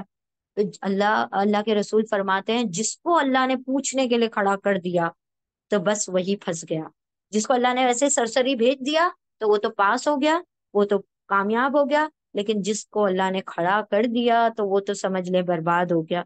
तो अल्लाह सुब्हानहू व तआला से इसीलिए दुआ किया करें, अल्लाहुम्मा हासिबनी हिसाबन यसीरा, अल्लाह मेरे लिए मेरा हिसाब किताब आसान कर देना। क्या हो गया है, क्या हो गया तुम्हें? अब क्यों एक दूसरे की मदद नहीं करते? अब देखें ये चीज क्यों होगी। एक तो पहले ही उनके लिए जजमेंट पास हो गया कि तुम्हें जहन्नम, क्योंकि वो खुद देखकर पहचान जाएंगे अब हम जहन्नमी हैं। अब अल्लाह सुब्हानहू व तआला दोबारा से पूछेंगे क्यों? मदद करो एक दूसरे की, बहुत दुनिया में एक दूसरे की मदद कर रहे थे ना। तुम्हारे बुत तुम्हारी मदद को आते थे, तुम्हारी बातें सुनते थे, اور تم نے جس کو اپنا معبود بنایا تھا، جس کو اپنے آگے مدد کے لیے پکارا تھا، سب تمہاری مدد کریں گے۔ پوچھو، مدد کے لیے پکارو۔ یہ کیوں پوچھا جائے گا؟ تاکہ ان کو اور رسوائی محسوس ہو، تاکہ ان کو اور گلٹ فیل ہو، ہے نا؟ کچھ لوگ ایسا کرتے ہیں نا دنیا میں بھی، کہ اگر کوئی غلطی ہو جاتی ہے اس کو بار بار دہراتے ہیں تاکہ اس کو گلٹ فیل ہو۔ حالانکہ یہ کرنا اچھا نہیں ہے، کہ اگر کوئی کسی کو آپ وہ کر دیں۔ یہ تو اللہ مجرموں کا حال بتا رہے ہیں، کہ جب سارے ججمنٹ پاس ہو جائیں گے اور جہنم کے علاوہ کوئی ان کا راستہ نہیں ہوگا، اللہ فرما رہے ہیں کہ ان کی گلٹ اور بڑھ جائے گی، ان کے اور اپنے آپ پر وہ اپنے آپ سے اور ان کو نفرت ہو جائے گی کہ کیوں ہم نے ایسا کیا۔ ارے آج تو یہ اپنے آپ کو اور ایک دوسرے کو حوالے کیے دے رہے ہیں، اس کے بعد یہ ایک دوسرے کی طرف سوری اس کے بعد یہ ایک دوسرے کی طرف مڑیں گے اور باہم تکرار شروع کر دیں گے۔ یہاں پر بتا دیا گیا کہ جہنم میں چیخو پکار، آوازیں، بلیم گیم سب چل رہا ہوگا۔ یہ اس کو بلیم کر رہا ہے، وہ اس کو بلیم کر رہا ہے، اس نے مجھے مارا، اس نے مجھے شرک کروایا، یہ میرے باپ دادا، یہ میرے آبا و اجداد، یہ بت اور یہ یہ شخصیت اور وہ شخصیت، سب ایک دوسرے کو بلیم کر رہے ہوں گے، چیخو پکار ہو رہی ہوگی، اور جہنم کے فرشتوں کی الگ آواز، اور یہ ان کی دہاڑے اور ان کی چیخیں اور ان کا رونا۔ اللہ فرما رہا ہے کہ سب ایک دوسرے کا مڑ کر اور باہم تکرار شروع کر دیں گے۔ پیروی کرنے والے اپنے پیشواؤں سے کہیں گے تم ہمارے پاس سیدھے رخ سے آتے تھے، وہ جواب دیں گے نہیں، بلکہ تم خود ایمان لانے والے نہ تھے۔ یعنی پہلے تو تم بہت ہمارے سامنے کھڑے ہوتے تھے، یہ کر لو وہ کر لو، آج کیوں نہیں ہمارے ساتھ کھڑے ہوتے؟ پہلے تو بہت ہمارے سیدھے رخ سے آتے تھے، مطلب کہ ہمارے سامنے سامنے سے آتے تھے کہ بھائی یہ بھی کر لو اور وہ کر لو، اور اب کیوں منہ چھپا رہے ہو؟ اب کیوں بھاگے جا رہے ہو؟ تم خود ایمان لا، اور وہ کیا کہیں گے؟ یہ اس میں ہماری کیا غلطی؟ ہم نے تو صرف کہا اور تم نے مان لیا، ہماری کیا غلطی ہے؟ تم خود ایمان لانے والے نہ تھے، ہمارا تم پر کوئی زور نہ تھا، تم خود ہی سرکش لوگ تھے، ہم نے تھوڑے ہی تم سے ہاتھ پکڑوا کے گناہ کروائے ہیں، ہم نے تھوڑی نا تم سے کہا تھا کہ چلو ہم کر رہے ہیں تو تمہیں بھی کرنا کمپلسری ہے، ورنہ تمہیں سزا مل جائے گی۔ تم نے تو خود اپنی مرضی اپنے من سے کیا ہے سب کچھ، تو اب ہمارا تم پر کوئی زور نہ تھا۔ ایسے ہی شیطان کہے گا نا، میرا تھوڑی زور چلتا تھا، میں تو وسوس سے ڈالتا تھا، میں تو دعوت دیتا تھا، دعوت تم قبول کرتے تھے، تو غلطی تمہاری ہے، تم خود ہی سرکش لوگ تھے۔ آخرکار ہم اپنے رب کے اس فرمان کے مستحق ہو گئے کہ ہم عذاب کا مزہ چکھیں۔ اللہ نے کہہ دیا تھا دنیا میں عذاب ہوگا، تو بس وہ سچ ہو گئی بات، عذاب ہے تمہارے لیے بھی ہمارے لیے بھی۔ سو ہم نے تم کو بہکایا، ہم خود بہکے ہوئے تھے، ہم اس لیے تمہیں بہکا رہے تھے، خود بہکے ہوئے تھے۔ جو انسان کے پاس ہوتا ہے وہ دوسروں کو دیتا ہے، ہدایت ہوگی تو ہدایت دے گا، بہکاوا ہوگا تو بہکا دے گا۔ اس طرح وہ سب اس روز عذاب میں مشترک ہوں گے، برابر کے شریک ہوں گے۔ ہم مجرموں کے ساتھ یہی کچھ کیا کرتے ہیں۔ یہ وہ لوگ تھے کہ جب ان سے کہا جاتا تھا اللہ کے سوا کوئی معبود برحق نہیں ہے، تو یہ گھمنڈ میں آ جاتے تھے اور کہتے تھے کیا ہم ایک شاعر مجنون کی خاطر اپنے معبودوں کو چھوڑ دیں؟ یعنی آپ صلی اللہ علیہ وسلم کے لیے ہم اتنے 360 بتوں کو گرا دیں؟ حالانکہ وہ حق لے کر آیا تھا اور اس نے رسولوں کی تصدیق کی تھی۔ اب ان سے کہا جائے گا کہ تم لازماً دردناک سزا کا مزہ چکھنے والے ہو، اور تمہیں جو بدلہ بھی دیا جا رہا ہے انہی اعمال کا دیا جا رہا ہے جو تم کرتے رہے ہو، مگر اللہ کے چیدہ بندے۔ اب یہاں پر جہنمیوں کا ذکر ہوا کہ اللہ نے ان کے اعمال پر انہیں پکڑ لیا، جہنم میں ڈال دیا۔ اب اللہ کے چیدہ بندے، نیک بندے اس انجام بد سے محفوظ ہوں گے، یعنی کہ جہنم سے محفوظ ہوں گے۔ ان کے لیے جانا بوجھا رزق ہے۔ جانا بوجھا رزق کا مطلب کہ میں بھی جنت میں جو چیزیں ہوں گی وہ ان کے ناموں سے فیملیئر ہوں گی، کہ جیسے اس کا نام آم، سیب، کیلا وہی ہوگا، لیکن اس کے ذائقے، اس کی خوبصورتی کچھ اور ہوگی، اور یا تو اس کے رنگ سیم ہوں گے، ٹھیک ہے، لیکن اس کے علاوہ کوئی چیز اس میں سیم نہیں ہوگی۔ تو جانا بوجھے کا اس لیے ہے کہ انسان جب جنت میں جائے تو اس کو ایسا محسوس نہ ہو کہ میں کس سے اجنبی جگہ آ گیا ہوں یا آ گئی ہوں، کیونکہ انسان جب اجنبی جگہ آتا ہے تو کیسے اوپر نیچے منہ گھما گھما کے دیکھ رہا ہوتا ہے۔ تو اللہ فرما رہا ہے کہ تمہیں جانا بوجھا رزق اس لیے دیا جائے گا کہ تمہیں ایسا لگے کہ جنت کوئی نئی نویلی جگہ نہیں ہے، تمہیں ایک اطمینان فیل ہو، ہے نا؟ اجنبی جگہ پر انسان اطمینان نہیں فیل کرتا، تو یہاں پر اطمینان اور مطمئن ہو جائے۔ ان کے لیے جانا بوجھا رزق ہوگا، ہر طرح کی لذیذ چیزیں اور نعمت بھری جنتیں جن میں وہ عزت کے ساتھ رکھے جائیں گے، तख्तों पर आमने सामने बैठे होंगे, शराब के चश्मों से सागर भर भर कर इनके दरमियान फिराए जाएंगे। यानी वो जो हमने देखते हैं टेबल होता है, उसके ऊपर वो सारा खाना घूम रहा होता है, अल्लाह फरमा रहा है फिराया जाएगा, तुमको उठने की जरूरत नहीं है, बैठा बैठे रहिए, आपको पेश किया जाएगा। और चश्मों से सागर भर भर कर दुनिया में शराब हराम कर दी और जन्नत में हलाल कर दी। जो दुनिया में हराम है अल्लाह सुब्हानहू व तआला जन्नत में हलाल कर देगा। चमकती हुई शराब जो पीने वालों के लिए लज्जत होगी, ना उनके जिस्म को इससे कोई जरर होगा, ना इनके अकल से खराब अकल उससे खराब होगी। आज क्या होता है कि दुनिया की जो शराब इंसान पीता है उससे क्या होता है, सबसे पहले अंधा हो जाता है, यानी अकल का अंधा हो जाता है। फिर उसकी अकल वो काम नहीं करती, उसको समझ नहीं आ रहा होता। फिर शराब को उम्मुल खबाइस कहा गया, खबीसों की माँ। क्योंकि जब इंसान शराब पी लेता है तो वो झगड़े भी करता है, फसाद भी करता है, गुनाह भी करता है, कत्ल भी करता है, जिना भी करता है। तो शराब का नशा इतनी बुरी चीज है, लेकिन अल्लाह फरमा रहा है जन्नत की शराब ऐसी शराब नहीं है जैसी दुनिया की शराब है, गले सड़े मादों की शराब नहीं है। अल्लाह बहुत पाकीज़ा शराबन तहूरा तुमको पिलाएगा, इतनी पाक के ना अकल खराब होगी, ना तुम्हारे जबानें खराब होंगी, बल्कि तुम्हें और मजा और लज्जत और सुरूर आ जाएगा उसको पीने के बाद। और इनके पास निगाहें बचाने वाली खूबसूरत आंखों वाली औरतें होंगी। क्या कहा गया? निगाहें नीचे रखने वाली, हया वाली बीवियां। तो दुनिया में जो ये पता है कासिरात तरफी किसको कहा जाता है? ये वो फीलिंग है, ये वो सिचुएशन है जब मर्द पहली मर्तबा अपनी बीवी को निकाह के बाद देखता है, तो उस वक्त उस औरत की हिम्मत नहीं हो रही होती कि वो आंख उठा के आंख से आंख मिलाकर देख ले, इल्ला मामला कुछ और ही हो दूसरा। लेकिन जब वाकयतन जो निकाह होता है एक तरीके से, जो दो नामहरम आपस में मिलते हैं, और पहली मर्तबा जिस तरह से औरत अपनी निगाहों को झुका कर रखती है, अल्लाह फरमा रहा है वैसी ही वो झुका के रखी होगी निगाहें। और वो कितना खूबसूरत मंजर होता है ना, वो मोहब्बत पैदा करने वाला, इज्जत वाला, एक हया वाला। वो अल्लाह सुब्हानहू व तआला फरमाते हैं कि उनकी बीवियां निगाहें झुका कर रखने वाली, हया वाली होंगी। तो दुनिया में जो हया हया को अपना हया को के से अपना दामन थाम के रखती हैं, अपनी निगाहों को झुका के रखती हैं, हर नामहरम सेलिब्रिटी को देख देख कर वाह, और उनकी वो सिग्नेचर मिल जाए, ऑटोग्राफ मिल जाए, उन औरतों की बात नहीं हो रही है। उन औरतों की बात हो रही है जो अपनी निगाहों को झुका कर रखती हैं। खूबसूरत आंखों वाली औरतें होंगी, ऐसी नाजुक जैसे अंडे के छिलके के नीचे छुपी हुई झिल्ली। आपने देखा होगा अंडा फोड़ते हैं कैसी बारीक सी झिल्ली निकलती है, इतनी नाजुक कि उंगली डालते ही वो फट जाती है, उतनी इतनी डेलिकेट वो, मतलब उनकी नाजुक उनकी डेलिकेसी को अल्लाह सुब्हानहू व तआला ऐसे बयान करे। और ये इसलिए बयान करे क्योंकि हम दुनियावी ही किसी मिसाल से समझ सकते हैं। अल्लाह अगर जन्नत की कोई मिसाल देता जो हमने देखी नहीं, तो हमें कहाँ समझ में आ रहा होता। इसीलिए अल्लाह सुब्हानहू व तआला ने ऐसी मिसालें बयान की। फिर वो एक दूसरे की तरफ मुतवज्जा होकर हालात पूछेंगे, मतलब सब जब इतना सारा कुछ जन्नत में दाखिल हो जाएंगे, फिर एक दूसरे के बारे में पूछेंगे। इनमें से एक कहेगा दुनिया में मेरा एक हम नशीन था, एक मेरा दोस्त था, जो मुझसे कहा करता था क्या तुम भी तस्दीक करने वाले हो, करने वालों में से हो, यानी क्या तुम भी इस किताब को मानते हो? क्या वाकई जब हम मर चुके होंगे और मिट्टी हो जाएंगे और हड्डियों का पिंजर बनकर रह जाएंगे, तो हमें जजा और सजा दी जाएगी? यानी उसको शक था इस बात में कि मरने के बाद उठना है।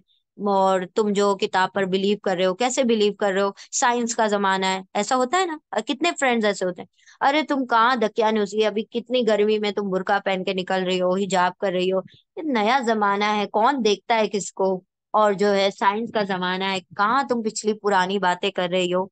अल्लाह फरमा रहा है ऐसे ही कुछ लोग होंगे जो अपने दोस्तों को ऐसी बातें बयान करते होंगे। अब क्या आप लोग देखना चाहते हैं कि वो साहब अब कहाँ हैं, जो बड़ी बड़ी बातें दुनिया में करते थे, जो लोगों को बहकाते थे, गुमराह करते थे? ये कहकर जूं ही वो झुकेगा तो जहन्नम की गहराई में उसको देख लेगा। अल्लाह सुब्हानहू व तआला वहां के सीसीटीवी फुटेज यहाँ पर खोल के दिखा देंगे। वो झुकेंगे और जहन्नम की गहराई में, क्योंकि जन्नत ऊपर की तरफ है और जहन्नम नीचे की जानिब है, तो ऊपर से झुककर बैल्कनी में से देखेंगे तो वो दिखाई दे रहे होंगे जो ऐसी बातें करते थे। और इससे खिताब करके कहेगा खुदा की कसम तू तो मुझे तबाही कर देने वाला था, अगर मैं तेरी बातों में आ जाता, बड़ी साइंस के चक्कर में पड़ जाता, अल्लाह की किताब को पीछे डाल देता और तेरी बातों में आ जाता, تو پھر کیا ہوتا, میں تو تباہ ہو جاتا. میرے رب کا فضل شامل حال نہ ہوتا تو آج میں بھی ان لوگوں میں سے ہوتا جو پکڑے ہوئے ہوتے, یعنی آج تیری طرح میں پکڑا جاتا. آج تو کیا اب ہم مرنے والے نہیں ہیں آج؟ اچھا, تو کیا اب ہم مرنے والے نہیں ہیں؟ موت جو ہمیں آنی تھی وہ بس پہلے آ چکی. مطلب اب جو قیامت, یعنی جو جنت میں ہے وہ کبھی نہ مرے گا, جو جہنم میں وہ کبھی نہ مرے گا. جو ایک بار موت آ گئی تو آ چکی, اب ہمیں کوئی عذاب نہیں ہونا. یقیناً یہی عظیم الشان کامیابی ہے. کوئی عذاب مطلب جو جنت میں پہنچ گئے تو ان کو عذاب ہونا ہے, مطلب نہ غم ہوگا, نہ تھکان ہوگی, نہ کسی قسم کے ڈپریشنز ہوں گے. جو آج لوگ اتنے ڈپریشن کی پلز لیتے ہیں سکون حاصل کرنے کے لیے, قرآن کی طرف نہیں آتے سکون حاصل کرنے, دنیا میں پھنس پھنس کر اپنے آپ کے اپنے سکونوں کو غارت کر دیا ہوا ہے. یہاں پر اللہ سبحانہ و تعالیٰ کہہ رہے ہیں کہ اس دن کوئی ڈپریشن, کوئی غم, کوئی عذاب نہیں ہوگا. یہی سب سے عظیم الشان کیا ہے؟ وکٹری, کامیابی. ایسی ہی کامیابی کے لیے عمل کرنے والوں کو عمل کرنا چاہیے. کیا انسان یہ نہیں دیکھ رہا کہ کتنا زبردست اس کو اجر ملنے والا ہے؟ تو کوئی بے وقوف ہی ہوگا. اللہ کہہ رہا, اللہ سبحانہ و تعالیٰ نے کہا کہ عمل کرنے والوں کو عمل کرنا چاہیے. اس کا مطلب ہے کہ کوئی کسی کے عقل پہ اگر واقعی پردے پڑے ہوں گے تو وہ اس خوبصورت جنت سے کیا کرے گا؟ اپنے آپ کو بچا کر رکھے گا اور جہنم میں چلا جائے گا عمل نہ کرتے ہوئے. بولو, یہ ضیافت اچھی ہے یا زقوم کا درخت؟ یہ مہمان نوازی اچھی لگ رہی ہے تمہیں, یا وہ زقوم کا درخت؟ زقوم ایک درخت کا نام ہے جس کی شاخیں جہنم کے جڑ میں ہوں گی, اور جس کے جڑ جہنم کے بالکل نچلے سرے پہ ہوں گی, اور اس کی جو شاخیں ہوں گی اس کے اندر سے شیطان جیسے سروں کے پھل نکلیں گے, کانٹے دار, جیسے کوئی شیطان کا سر ہو, اور وہ ان کو کھانے کو دیا جائے گا. ہم نے اس درخت کو ظالموں کے لیے فتنہ بنا دیا ہے. وہ ایک درخت ہے, یعنی لوگ بولتے ہیں ارے جہنم تو آگ سے بنی ہوئی ہے, اور یہ جو مشرکان مکہ, جہنم کو تو آگ سے بنی ہوئی ہے, آگ میں بھی درخت, آگ میں بھی کوئی وہ اگتا ہے, لکڑیاں اگتی ہیں, اور آگ میں بھی لکڑیاں زندہ کھڑی رہ سکتی ہیں. یہ تو بڑی عجیب بات ہے. اللہ فرما رہا ہے یہ لوگوں کے لیے فتنہ بن گیا, یہ ان کے ڈسکشن کا ٹاپک بن گیا. اللہ فرما رہا ہے یہ حق ہے. وہ ایک درخت ہے, وہ ایک پیڑ ہے, ایک ٹری جو جہنم کی تہ سے نکلتا ہے. اس کے شگوفے ایسے ہیں جیسے شیطانوں کے سر. جہنم کے لوگ اسے کھائیں گے اور اسی سے پیٹ بھریں گے. دیکھیں, جب انسان بھوک کے مارے تڑپ جاتا ہے نا, کھائے گا نہیں, لیکن جب تڑپ جائے گا تو اس کو کھانا پڑے گا, اس کے پاس کچھ آپشن نہیں ہوگا تو وہ کھائے گا, اسی سے پیٹ بھریں گے. پھر اس پر پینے کے لیے کھولتا ہوا پانی ملے گا, اور اس کے بعد ان کی واپسی اسی آتش دوزخ کی طرف ہوگی. یعنی کیا مطلب ہے کہ تھوڑے ٹائم کا بریک ملے گا, ایسے جیسے جس سے آیتیں آ رہی ہیں اس سے ایسا لگ رہا ہے کہ جیسے کچھ بریک دیا جائے گا جہنم سے تھوڑے سے ٹائم کے لیے, کہ بھائی بریک لے لو اور کھا لو. جیسے قیدیوں کو کیسے تھوڑی ٹائم کا بریک دیا جاتا ہے, کھانے کے لیے لائن میں لگا دیا جاتا ہے, تو ان کو بھی زقوم کھلایا جائے گا, گرم پانی پلایا جائے گا, پھر آتش جہنم میں جھونک دیا جائے گا. یہ وہ لوگ ہیں جنہوں نے اپنے باپ دادا کو گمراہ پایا اور انہی کے نقش قدم پر دوڑ چلے. حالانکہ ان سے پہلے بہت سے لوگ گمراہ ہو چکے تھے. اللہ نے, اگر کوئی انسان اپنے باپ دادا کو گمراہ پائے اور وہ نیک عمل کرے اور ان کے لیے دعائیں کرے تو وہ ان کے لیے ان کے حق میں بہتر کرے گا, ورنہ ان کی اگر نقش قدم پر چلتا رہا تو ان کے لیے دوہرا عذاب کا باعث بن جائے گا, اور یہ احسان کر دے گا ان پر اگر وہ ان کے نقش قدم پر نہ چلے. اور ان میں ہم نے تنبیہ کرنے والے, یعنی وارننگ کرنے والے رسول بھیجے تھے. اب دیکھ لو کہ ان تنبیہ کیے جانے والوں کا کیا انجام ہوا. اس بد انجامی سے بس اللہ کے وہی بندے بچے ہیں جنہیں اس نے اپنے لیے خالص کر لیا ہو. اللہ سبحانہ و تعالی ہمیں بھی اپنے لیے خالص اور خاص کر لے. ہم کو اس سے پہلے نوح علیہ السلام نے پکارا تھا, تو دیکھو کہ ہم کیسے اچھے جواب دینے والے تھے. یعنی جب جب کسی بندے نے اللہ کو پکارا ہے, اللہ سبحانہ و تعالیٰ نے اس کی آواز پر لبیک کہا ہے, اس کو اس کے جواب دیا ہے. ہم نے اس کو اور اس کے گھر والوں کو کرب عظیم, بڑی تکلیف سے بچا لیا, یعنی جہنم کی آنکھ سے, پانی میں غرق ہونے سے بچا لیا, اور اس کی نسل کو باقی رکھا. یعنی ہم سب جو ہے بس نوح علیہ السلام کی جو وہ تھے کشتی میں سوار ہونے والے, اسی سے نسل چلی, اسی کو باقی رکھا, اور بعد کی نسلوں میں اس کی تعریف اور توصیف چھوڑ دی. سلام ہے نوح پر تمام دنیا والوں میں, ہم نیکی کرنے والوں کو ایسی ہی جزا دیا کرتے ہیں. در حقیقت وہ ہمارے مومن بندوں میں سے تھا, ایمان والے بندوں میں سے تھا. پھر دوسرے گروہ کو ہم نے غرق کر دیا, جو کشتی میں سوار نہیں ہوئے ان کو سب کو ڈبا دیا, اور نوح علیہ السلام ہی کے طریقے پر چلنے والا ابراہیم تھا، کیونکہ نوح علیہ السلام کے ہی آگے نسلوں میں سے ابراہیم علیہ السلام، سارے ہی لوگ، سارے ہی انبیاء پھر نوح علیہ السلام کی نسلوں میں سے آئے۔ تو نوح کے طریقے پر ابراہیم بھی چلا کرتا تھا۔ جب وہ اپنے رب کے حضور قلب سلیم لے کر آیا، کیسا دل؟ صاف ستھرا دل، ایسا دل جو بغض سے پاک ہے، کینہ سے پاک ہے۔ قلب سلیم جو فطرت کو قبول کرنے والا دل ہو، جو حق کو قبول کرنے والا دل ہو، اس کو قلب سلیم کہا جاتا ہے۔ ابراہیم علیہ السلام کا دل جو تھا قلب سلیم تھا، جس نے دنیا کی نشانیوں کو دیکھ کر، کائنات کی نشانیوں کو دیکھ کر اسلام کو قبول کیا اور توحید پر آ گئے۔ مسلمان تو تھے لیکن توحید کو پہچانا۔ جب وہ اپنے رب کے حضور قلب سلیم لے کر آیا، جب اس نے اپنے باپ اور اپنی قوم سے کہا یہ کیا چیزیں ہیں جن کو تم عبادت کر رہے ہو، یعنی جس کی عقل سلامت ہے، جس کا دل سلامت ہے، اس کو یہ بتوں کی پوجا بالکل بے وقوفی اور نادانی دکھائی دے گی۔ کیا اللہ کو چھوڑ کر جھوٹ گڑھ رہے ہو؟ جھوٹے گڑے ہوئے معبود چاہتے ہو؟ آخر اللہ رب العالمین کے بارے میں تمہارا کیا گمان ہے؟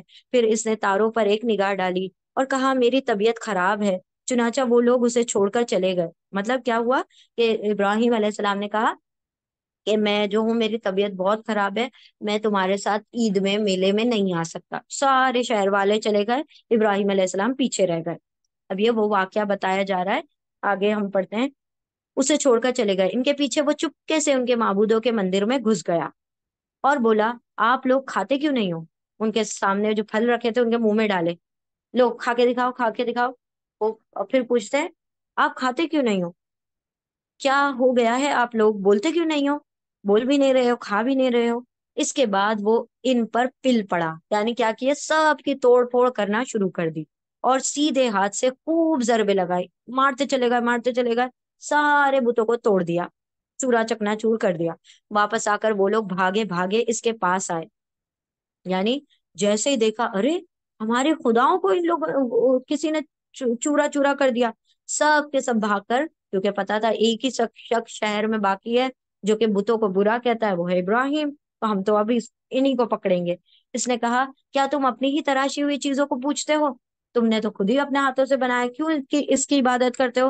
حالانکہ اللہ ہی نے تم کو بھی پیدا کیا، ان چیزوں کو بھی جنہیں تم بناتے ہو۔ انہوں نے آپس میں کہا اس کے لیے ایک الاؤ تیار کرو۔ پھر کیا ہوا تھا؟ ابراہیم علیہ السلام نے جو کلاڑی تھی جس سے وہ مار رہے تھے سارے بتوں کو، سب چھوٹے کو توڑ دیا اور بڑا والا جو بت تھا اس کے کندھے پر کلاڑی رکھ دی۔ لوگوں نے کہا ابراہیم تم نے سب کو چکنا چور کر دیا، ہمارے معبودوں کو۔ تو اور وہ کہتے ہیں میں نے تھوڑی کیا ہے، یہ دیکھو اس سے پوچھو، اس کے کندھے پہ کلاڑی رکھی ہوئی ہے۔ تو وہ کیا کہتے ہیں، یہ تو کچھ بول نہیں سکتے، تو یہ تو اپنے ہاتھ نہیں چلا سکتے، یہ تو کچھ کر نہیں سکتے، تو تم نے کیسے ان کے اوپر الزام لگا رہے ہو؟ تو اللہ کے نبی ابراہیم علیہ السلام کہتے ہیں یہی تو میں کہنا چاہتا ہوں کہ جو اپنا دفاع نہیں کر سکتا، جو اپنی ڈیفenس نہیں کر سکتا، وہ تمہاری کیا مدد کر سکتا ہے؟ تو ان لوگوں نے کہا کہ انہوں نے کیا کیا، ہمارے معبودوں کو مارا، اب ان کو کیا کرو، آگ میں جلا دو۔ تو انہوں نے بڑا سا الاؤ بنایا، اسے دہکتی ہوئی آگ کے ڈھیر میں پھینک دو۔ انہوں نے اس کے خلاف ایک کاروائی کرنی چاہیے، مگر ہم نے انہی کو نیچا دکھا دیا۔ ابراہیم علیہ السلام نے کہا میں اپنے رب کی طرف جاتا ہوں، وہی میری رہنمائی کرے گا۔ اے پروردگار، پھر کیا ہوا تھا کہ آگ میں ڈال دیا گیا، اللہ سبحانہ تعالیٰ نے آگ کو ٹھنڈا کر دیا اور ابراہیم علیہ السلام آگ سے باہر آ گئے۔ جب انہوں نے دیکھا کہ ہم ان کو قتل بھی نہیں کر سکتے، تو انہوں نے کیا کہا، ابراہیم علیہ السلام کو یہاں سے نکل جاؤ، اس شہر میں اب تم دکھائی نہ دو، ورنہ ہم تمہیں کیا کریں گے، مطلب ہم تمہیں اذیتیں پہنچائیں گے۔ تو وہ ابراہیم علیہ السلام اپنا خود کا آبائی شہر چھوڑ کر چلے گئے تھے۔ اے پروردگار، پھر انہوں نے دعا کی، اے پروردگار مجھے ایک بیٹا عطا فرما جو صالح نیکوکاروں میں سے ہو۔ اس دعا کے جواب میں ہم نے اس کو ایک حلیم بردبار لڑکے کی بشارت دی۔ حلیم، صبر و تحمل کرنے والا، اسماعیل علیہ السلام۔ وہ لڑکا جب اس کے ساتھ دوڑ دھوپ کرنے کی عمر کو پہنچ گیا تو ایک روز ابراہیم نے علیہ السلام نے اس سے کہا بیٹا، خواب میں دیکھتا ہوں کہ میں تجھے ذبح کر رہا ہوں۔ کیا ہوا تھا، ابراہیم علیہ السلام نے اپنی بیوی ہاجرہ اور اسماعیل علیہ السلام کو وہاں پر چھوڑ دیا تھا بے آب و گیا وادی میں۔ اب ابراہیم علیہ السلام کبھی کبھی وزٹ کرتے تھے وہاں پر آ کر، تو یہاں پر آ کر اب وہ تھوڑے سے دوڑ دھوپ کرنے کے، مطلب تھوڑا سا ینگ ہو گئے ہیں اسماعیل علیہ السلام۔ اب جب وہ تھوڑے بڑے ہوئے ہیں تو ابراہیم علیہ السلام آ کر کہتے ہیں میں نے ایک خواب دیکھا، خواب میں دیکھتا ہوں کہ میں تجھے ذبح کر رہا ہوں، اب تو بتا تیرا کیا خیال ہے؟ اس نے کہا ابا جان، جو کچھ آپ کو حکم دیا جا رہا ہے اسے کر ڈالیے، آپ انشاءاللہ مجھے صابروں میں پائیں گے۔ اللہ نے کیا کہا؟ ایک حلیم بیٹا دیا، بہت صبر و تحمل والا۔ اگر کوئی باپ ایسے کسی بیٹے کو چھوڑ کر چلا گیا ہوتا نا، تو وہ بیٹا اس کو 10 باتیں سنا دیتا، جب ہماری فکر نہیں ہوئی، جب ہم چھوٹے تھے اور ہمارے کھانے کو نہیں دیا، ایسی جگہ پہ چھوڑ کے چلے گئے، چرندے پرندے اچک کے لے جاتے، مار دیتے، اب کیا لینے آئے ہو؟ کرتے کہ نہیں کرتے؟ یہاں پر ابراہیم علیہ السلام کا جیسا ایمان ہے، ویسے اسماعیل علیہ السلام کا ایمان ہے۔ کیا کہہ رہے ہیں؟ کر دیجیے ابا جان، آپ کو خواب میں آیا، اللہ نے کہا ہے تو کر دے، اور آپ دیکھیں گے کہ میں صبر کرنے والوں میں سے ہوں گا، یعنی کوئی شکایت کا موقع نہیں دوں گا، جیسے آپ ذبح کریں گے میں ذبح ہو جاؤں گا۔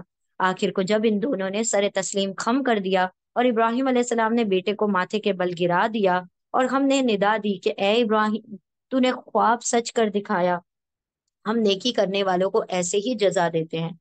کبھی کبھی اللہ رب العزت ایسی آزمائش ڈالتے ہیں کہ بندہ بس نیت کرتا ہے اور اللہ اجر دے دیتے ہیں، اور اس کو وہ کام کرنا ہی نہیں پڑتا۔ ٹھیک ہے، یہ اسی میں سے ایک ایگزامپل ہے کہ ابراہیم علیہ السلام نے نیت کی کہ میں ذبح کر دوں گا، اور اللہ سبحانہ و تعالیٰ نے ذبح کرنے بھی نہیں دیا، اور اجر وہی دیا جو ذبح کرنے کا ہو۔ تو ابراہیم علیہ السلام نے ان کو الٹا لٹا دیا، اور تاکہ ان کو دیکھ کر ان کا دل وہ نہیں، آنکھوں پہ پٹی باندھ لی، پھر چھری چلائی، اللہ سبحانہ و تعالیٰ نے چھری ایک دمبے پہ چلوا دی اور ایک شیپ پہ، اور ابراہیم اسماعیل علیہ السلام کو بچا لیا، اور کہا تو نے خواب سچ کر دکھایا، ہم نیکی کرنے والوں کو ایسے ہی جزا دیتے ہیں، یقیناً یہ ایک کھلی آزمائش تھی، اور ہم نے ایک بڑی قربانی فدیے میں دے کر اس بچے کو چھڑا لیا۔ اس کی تعریف و توصیف ہمیشہ کے لیے بعد کی نسلوں میں چھوڑ دی۔ اللہ کیا کہہ رہا ہے؟ یہ ایک بہت بڑی آزمائش تھی۔ کون کہہ رہا ہے؟ ایگزامینر کہہ رہا ہے، جو ایگزام لے رہا ہے وہ کہہ رہا ہے کہ بہت ٹف پیپر تھا، تم نے کر دکھایا ماشاء اللہ۔ یعنی اللہ رب العزت کہہ رہے ہیں کہ اے ابراہیم، اتنا مشکل ایگزام بھی پاس کر لیا تم نے، تب تو تمہاری بات ہے نرالی۔ تو یہاں پر اللہ سبحانہ و تعالیٰ تعریف کر رہے ہیں، اور اس بچے کو بچا لیا، اس کی تعریف و توصیف ہمیشہ کے لیے بعد کی نسلوں میں چھوڑ دی۔ اتنا زبردست امتحان دیا کہ اللہ سبحانہ و تعالیٰ نے بعد کی نسلوں تک اس کو ایک سنت بنا دیا کہ قیامت تک لوگ ذبح کرتے رہیں گے، قربانیاں دیتے رہیں گے۔ ابراہیم، اگر آپ حج کی ارکان پر غور کریں تو صرف اور صرف ابراہیم علیہ السلام کی سنتیں ہیں اس میں۔ آپ صلی اللہ علیہ وسلم کو بھی ابراہیم علیہ السلام کی سنت پر عمل کرنے کو کہا گیا۔ سلام ہے ابراہیم پر، ہم نیکی کرنے والوں کو ایسے ہی جزا دیتے ہیں، یقیناً وہ ہمارے مومن بندوں میں سے تھا، اور ہم نے اسے اسحاق کی بشارت دی، یعنی ان کی پہلی بیوی حضرت سارہ سے اسحاق کی بشارت دی، ایک نبی صالحین میں سے، وہ نبی ہیں اور نیکوکار ہیں، اور اسے اور اسحاق کو برکت دی۔ اب ان دونوں کی ذریت میں سے کوئی محسن ہے اور کوئی اپنے نفس پر سری ظلم کرنے والا ہے، یعنی ان کی نسلوں میں سے پھر کچھ لوگ سرکش ہو گئے اور کچھ لوگ کیا ہو گئے؟ ایمان والے ہو گئے۔ اور ہم نے موسیٰ اور ہارون علیہ السلام پر احسان کیا، ان کو اور ان کے قوم کو کرب عظیم، بہت بڑی پریشانی سے بچا لیا ہے نا، انہیں نصرت بخشی۔ کی کون سی پریشانی؟ فرعون جو اذیتیں دیتا تھا، فرعون جو پریشان کرتا تھا، قتل کرتا تھا، اس سے بچا لیا، انہیں نصرت بخشی جس کی وجہ سے وہی غالب رہے، ان کو نہایت واضح کتاب عطا کی، موسیٰ علیہ السلام کو تورات عطا کی، انہیں راہ راست دکھائی، سیدھا راستہ دکھایا، اور بعد کی نسلوں میں ان کا ذکر خیر باقی رکھا۔ جس کا بھی ذکر قرآن اور حدیث میں آ گیا خیر کے لیے، تو اللہ اس کو قیامت تک اس کو زندہ کر دیا۔ سلام ہے موسیٰ اور ہارون علیہ السلام پر، ہم نیکی کرنے والوں کو ایسی ہی جزا دیتے ہیں، در حقیقت وہ ہمارے مومن بندوں میں سے تھے، اور الیاس علیہ السلام بھی یقیناً مرسلین میں سے تھے، رسولوں میں سے تھے۔ یاد کرو جب اس نے اپنی قوم سے کہا تھا کہ تم لوگ ڈرتے نہیں ہو، کیا تم بال کو پکارتے ہو؟ اور احسن الخالقین، بال ان کے بت کا نام تھا، جو آپ سن رہے ہوں گے بیل اینڈ سیاگا، وہ بال ان کے بتی کا نام ہے، جو آج لوگ سانگ گاتے پھرتے ہیں مسلمان بھی، وہ بال کی ان کی پرستش کے بارے میں بات کرتے ہیں۔ تو اللہ احسن الخالقین کو چھوڑ دیتے ہو، اس اللہ کو جو تمہارے اور تمہارے اگلے پچھلے باپ داداؤں کا رب ہے، مگر انہوں نے اسے جھٹلا دیا، سو اب یقیناً وہ سزا کے لیے پیش کیے جانے والے ہیں۔ یعنی یہ الیاس علیہ السلام نے بھی توحید کی دعوت دی تو انہوں نے झुटला दिया, बजुज उन बंदगान खुदा के जिनको खालिस कर लिया गया हो। अल्लाह ने फरमा दिया कि जो नेकोकार हैं, जो अल्लाह के खालिस ने प्योर बंदे हैं, उनको बचा लिया जाएगा। और इलियास अलैहिस्सलाम का जिक्र खैर हमने बाद की नस्लों में बाकी रख दिया। सलाम है इलियास अलैहिस्सलाम पर, हम नेकी करने वालों को ऐसे ही जजा देते हैं। वाकया वाकई वो हमारे मोमिन बंदों में से था, और लूत अलैहिस्सलाम भी उन्हीं लोगों में से था जो रसूल बनाकर भेजे गए हैं। याद करो जब हमने उसको और उसकी उसके सब घर वालों को निजात दी, सिवाय एक बुढ़िया जो उनकी बीवी थी, जो पीछे रह जाने वालों में थी। फिर बाकी सबको तहस नहस कर दिया। वो जो उनकी बीवी थी, वो अपनी कौम से उसकी लॉयलिटीज थी, इसीलिए अल्लाह सुब्हानहू तआला ने उसको भी गर्क कर दिया। और वो लूत अलैहिस्सलाम की बातें अपनी कौम को जाके बता दी। उसने ही जाके खबर दी थी कि हमारे घर में फरिश्ते आए, वो लोग आए हैं, खूबसूरत नौजवान लड़के आए हैं। तभी जाके वो सारे लोग आ गए थे। फिर बाकी सबको तहस नहस कर दिया। आज तुम शब रोज उनके उजड़े दियार पर से गुजरते हो, यानी उनकी अभी भी बस्तियां बाकी हैं, उन पर से गुजरते हो। क्या तुमको अकल नहीं आती? यानी इतने अजाब देखकर, आजाब उजड़ी हुई बस्तियों को देखकर भी हक को नहीं पहचान पा रहे। और यकीनन यूनुस यूनुस अलैहिस्सलाम मछली वाले भी रसूलों में से थे, जुन्नून। याद करो जब वो एक भरी कश्ती की तरफ भाग निकला, फिर कुरान अंदाजी में शरीक हुआ और उसमें मात खाई। आखिरकार मछली ने उसे निगल लिया, और वो मलामत जदा, मतलब समंदर में तूफान हुआ, कश्ती बहुत भारी हो गई। तो वहां पर लोगों ने लौट निकाला, एक एक पूरा अंदाजी की, मतलब लौट निकाल के जिसका नाम आएगा उसको समंदर में डाला जाएगा। यूनुस अलैहिस्सलाम का तीनों बार नाम आता है, उनको समंदर में डाला जाता है, मछली उनको खा जाती है। और हम पहले पढ़ आए हैं कि क्यों यूनुस अलैहिस्सलाम आ गए थे। उन्होंने ये समझा था कि अब मेरी कौम नहीं मानती बात को, तो मैं क्या करूं, इस बस्ती को छोड़ के आ जाऊं और अल्लाह उस पर आजाब दे दे। तो अल्लाह सुब्हानहू तआला ने अभी तक हुक्म नहीं किया था बस्ती को छोड़ने का, ये अपनी मर्जी से चले जाते हैं। तो अल्लाह सुब्हानहू तआला इनको मछली के पेट में डाल देते हैं। अब अगर वो तस्बीह करने वालों में से ना होता, रोजे कयामत तक उसी मछली के पेट में पड़ा रहता। आखिरकार हमने उसे बड़ी सकीम सकीम हालत, बहुत कमजोर हालत में एक चटियल जमीन पर फेंक दिया। मतलब वो मछली जो थी वो जमीन पर उगल कर चली गई, निकाल के चली गई। जब उन्होंने ला इलाहा इल्ला अंता सुब्हानका इन्नी कुन्तु मिनज़ ज़ालिमीन पढ़ा, और उस पर एक बेलदार दरख्त लगा दी, यानी वो एक दरख्त उग गया। उसके बाद हमने उसे 1 लाख या उससे ज्यादा लोगों की तरफ भेजा। यानी फिर वो अपनी कौम की तरफ आए, उनकी आबादी शायद नैनवा नाम का एक गांव था, उसकी आबादी की तरफ गए वो। और फिर वो लोग ईमान लेकर आ चुके थे। जब यूनुस अलैहिस्सलाम उनको छोड़ के चले गए थे, अजाब आया, तो उन्होंने अल्लाह से तौबा की, तो अजाब पलट गया। सिर्फ एक कौम है जिस पे अजाब पलटा है, वो है यूनुस अलैहिस्सलाम की कौम। अल्लाह ने फरमाया 1 लाख से जायद की आबादी की तरफ हमने यूनुस अलैहिस्सलाम को भेजा। वो ईमान लाए, और हमने एक वक्त खास तक उन्हें बाकी रखा, मतलब वो सारी बस्ती वाले ईमान ले आए थे। फिर जरा इन लोगों से पूछो, क्या इनके दिल को ये बात लगती है कि तुम्हारे रब के लिए तो हों बेटियां और उनके लिए हों बेटे?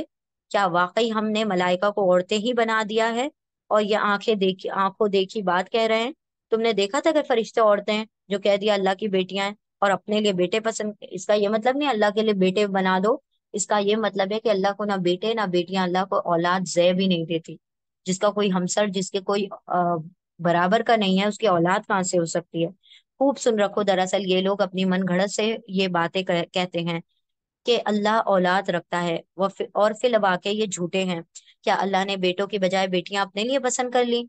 तुम्हें क्या हो गया है, कैसे हुक्म लगा रहे हो? क्या तुम्हें होश नहीं आता? या फिर तुम्हारे पास अपनी इन बातों के लिए कोई साफ सनद, कोई एविडेंस, कोई प्रूफ है? तो लाओ अपनी वो किताब अगर तुम सच्चे हो। उन्होंने अल्लाह और मलाइका यानी फरिश्तों के दरमियान नसब का रिश्ता बना रखा है, यानी बाप बेटी का रिश्ता बना दिया, नऊजुबिल्ला, रिलेशनशिप कायम कर दी। हालांकि फरिश्ते खूब जानते हैं कि ये लोग मुजरिम की हैसियत से पेश होने वाले हैं। फरिश्तों को पता है, फरिश्तों ने खुद नहीं कहा बल्कि ये खुद ही फरिश्तों को अल्लाह की बेटियां बना रहे हैं। और वो कहते हैं कि अल्लाह उन सिफात से पाक है जो इसके खालिस बंदों के सिवा दूसरे लोग इसकी तरफ मंसूब करते हैं। अल्लाह सुब्हानहू तआला शिर्क से पाक है। अल्लाह सुब्हानहू तआला के साथ किसी भी किस्म का शिर्क, चाहे वो इंसानी हो चाहे वो बुतों का हो, अल्लाह फरमा रहे हैं, उससे पाक है। बस तुम और तुम्हारे ये माबूद अल्लाह से किसी को फेर नहीं सकते, मगर सिर्फ इसको जो दोजक की भड़कती हुई आग में झुलसने वाला हो। یعنی اللہ سبحانہ و تعالیٰ نے بتا دیا تم اور تمہارے معبود سب کے سب آگ میں جھلسائے جائیں گے۔ بس آگ سے کون پھرے گا، آگ سے کون بچے گا؟ جس نے ان بت پرستی اور شرک سے محفوظ رہا۔ اور ہمارا حال تو یہ ہے کہ ہم میں سے ہر ایک کا ایک مقام مقرر ہے، اور ہم سب بستہ خدمت گار ہیں، یعنی جتنے بھی فرشتے ہیں، اللہ نے کہا، فرشتے کہہ رہے ہیں کہ ہم سب کچھ نہ کچھ، ہماری اپوائنٹڈ ڈیوٹیز ہیں، ہم اپنی ڈیوٹی پر کام کرتے رہتے ہیں، ہم اس پہ سرکشی نہیں کرتے، اللہ کی نافرمانی نہیں کرتے، ہم سب واسطہ خدمت گار ہیں، اللہ کے سامنے صف در صف رو بنا کے کھڑے ہو جاتے ہیں، اور اللہ سے جو حکم ہوتا ہے اس کو عمل میں لاتے ہیں، اور تسبیح کرنے والے ہیں، اور تسبیح بھی کرتے ہیں۔ اور لوگ پہلے تو کہا کرتے تھے کہ کاش ہمارے پاس وہ ذکر ہوتا جو پچھلی قوموں کو ملا تھا، تو ہم اللہ کے چیدہ بندے ہوتے، یعنی کاش ہمیں بھی تورات ملتی، کاش ہمیں بھی زبور ملتے، تو ہم بھی اللہ کے نیک بندے ہو جاتے۔ مگر جب وہ آ گیا، یعنی قرآن کی شکل میں آ گیا، تو انہوں نے اس کا انکار کر دیا۔ اب ان قریب انہیں اس روش کا نتیجہ معلوم ہو جائے گا۔ اپنے بھیجے ہوئے بندوں سے ہم پہلے ہی وعدہ کر چکے ہیں کہ یقیناً ان کی مدد کی جائے گی، یعنی جو نیک ہوں گے اللہ ان کی مدد کرے گا، اور ہمارا لشکر ہی غالب ہو کر رہے گا۔ اللہ کا لشکر کون سا ہے؟ اللہ کا لشکر ایمان والوں کا اور فرشتوں کا لشکر ہے۔ اللہ فرماتا ہے وہی غالب ہوگا، وہی جیتنے والا ہے۔ بس اے نبی صلی اللہ علیہ وسلم، ذرا کچھ مدت تک انہیں ان کے حال پر چھوڑ دو، انہیں مہلت دے دو، اور دیکھتے رہو، ان قریب یہ خود بھی دیکھ لیں گے۔ دیکھتے رہو کہ ان کا کیا حال ہونے والا ہے۔ کیا یہ ہمارے عذاب کے لیے جلدی مچا رہے ہیں؟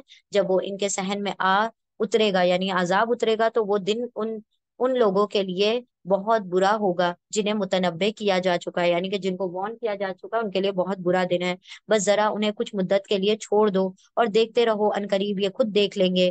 پاک ہے تیرا رب، عزت کا مالک، ان تمام باتوں سے جو یہ لوگ بنا رہے ہیں، یعنی شرک کی باتیں، اور سلام ہے رسولوں پر، اور ساری تعریف اللہ رب العالمین کے لیے۔ سلام علی المرسلین والحمد للہ رب العالمین۔ تمام رسولوں پر سلامتی ہو، کیونکہ انہوں نے ایسے کام کیے کہ جس سے اللہ کی سلامتی انہوں نے سمیٹ لی۔ اور اللہ فرماتا ہے تمام تعریف اور تمام چیزوں سے پاکی جو شرک یہ لوگ کرتے ہیں، اللہ سبحانہ و تعالیٰ، اللہ رب العالمین ہی کے لیے ہے۔ الحمدللہ، یہاں پر ہماری سورہ صافات مکمل ہوئی۔ بارک اللہ لی و لکم فی القرآن العظیم، ونفعنی و ایاکم بآیات و ذکر الحکیم۔ اللہ سبحانہ و تعالیٰ آپ کے ہر لمحے کو اپنے حق ہمارے حق میں اللہ سبحانہ و تعالیٰ حجت بنا کر کھڑا کر دے۔ اللہ سبحانہ و تعالیٰ اس قرآن کو ہمارا مونس، ہمارا ساتھی، ہمارے قبر کا، حشر کا، اور اللہ سبحانہ و تعالیٰ پل صراط کا ہمارا اس کو ساتھی بنا دے، جنت تک یہ ہمارا ساتھ دینے والا ہو۔ اللہ سبحانہ و تعالیٰ ہمارے ہر لمحے کو سنہرے الفاظ میں اپنے کتاب میں لکھ لے، اور اللہ سبحانہ و تعالیٰ یہ ہر لمحہ اور ہر آثار جو ہم نے چھوڑے اس قرآن کو پڑھنے میں، اللہ سبحانہ و تعالیٰ قیامت کے دن یا ہمارے حق میں گواہی دیں کہ اللہ ہم نے کچھ نیک عمل کیا جس کی وجہ سے اللہ ہماری بخشش فرما دے۔ آمین وآخر دعوانا ان الحمد للہ رب العالمین۔ جزاکم اللہ خیرا کثیرا۔ السلام علیکم ورحمۃ اللہ وبرکاتہ۔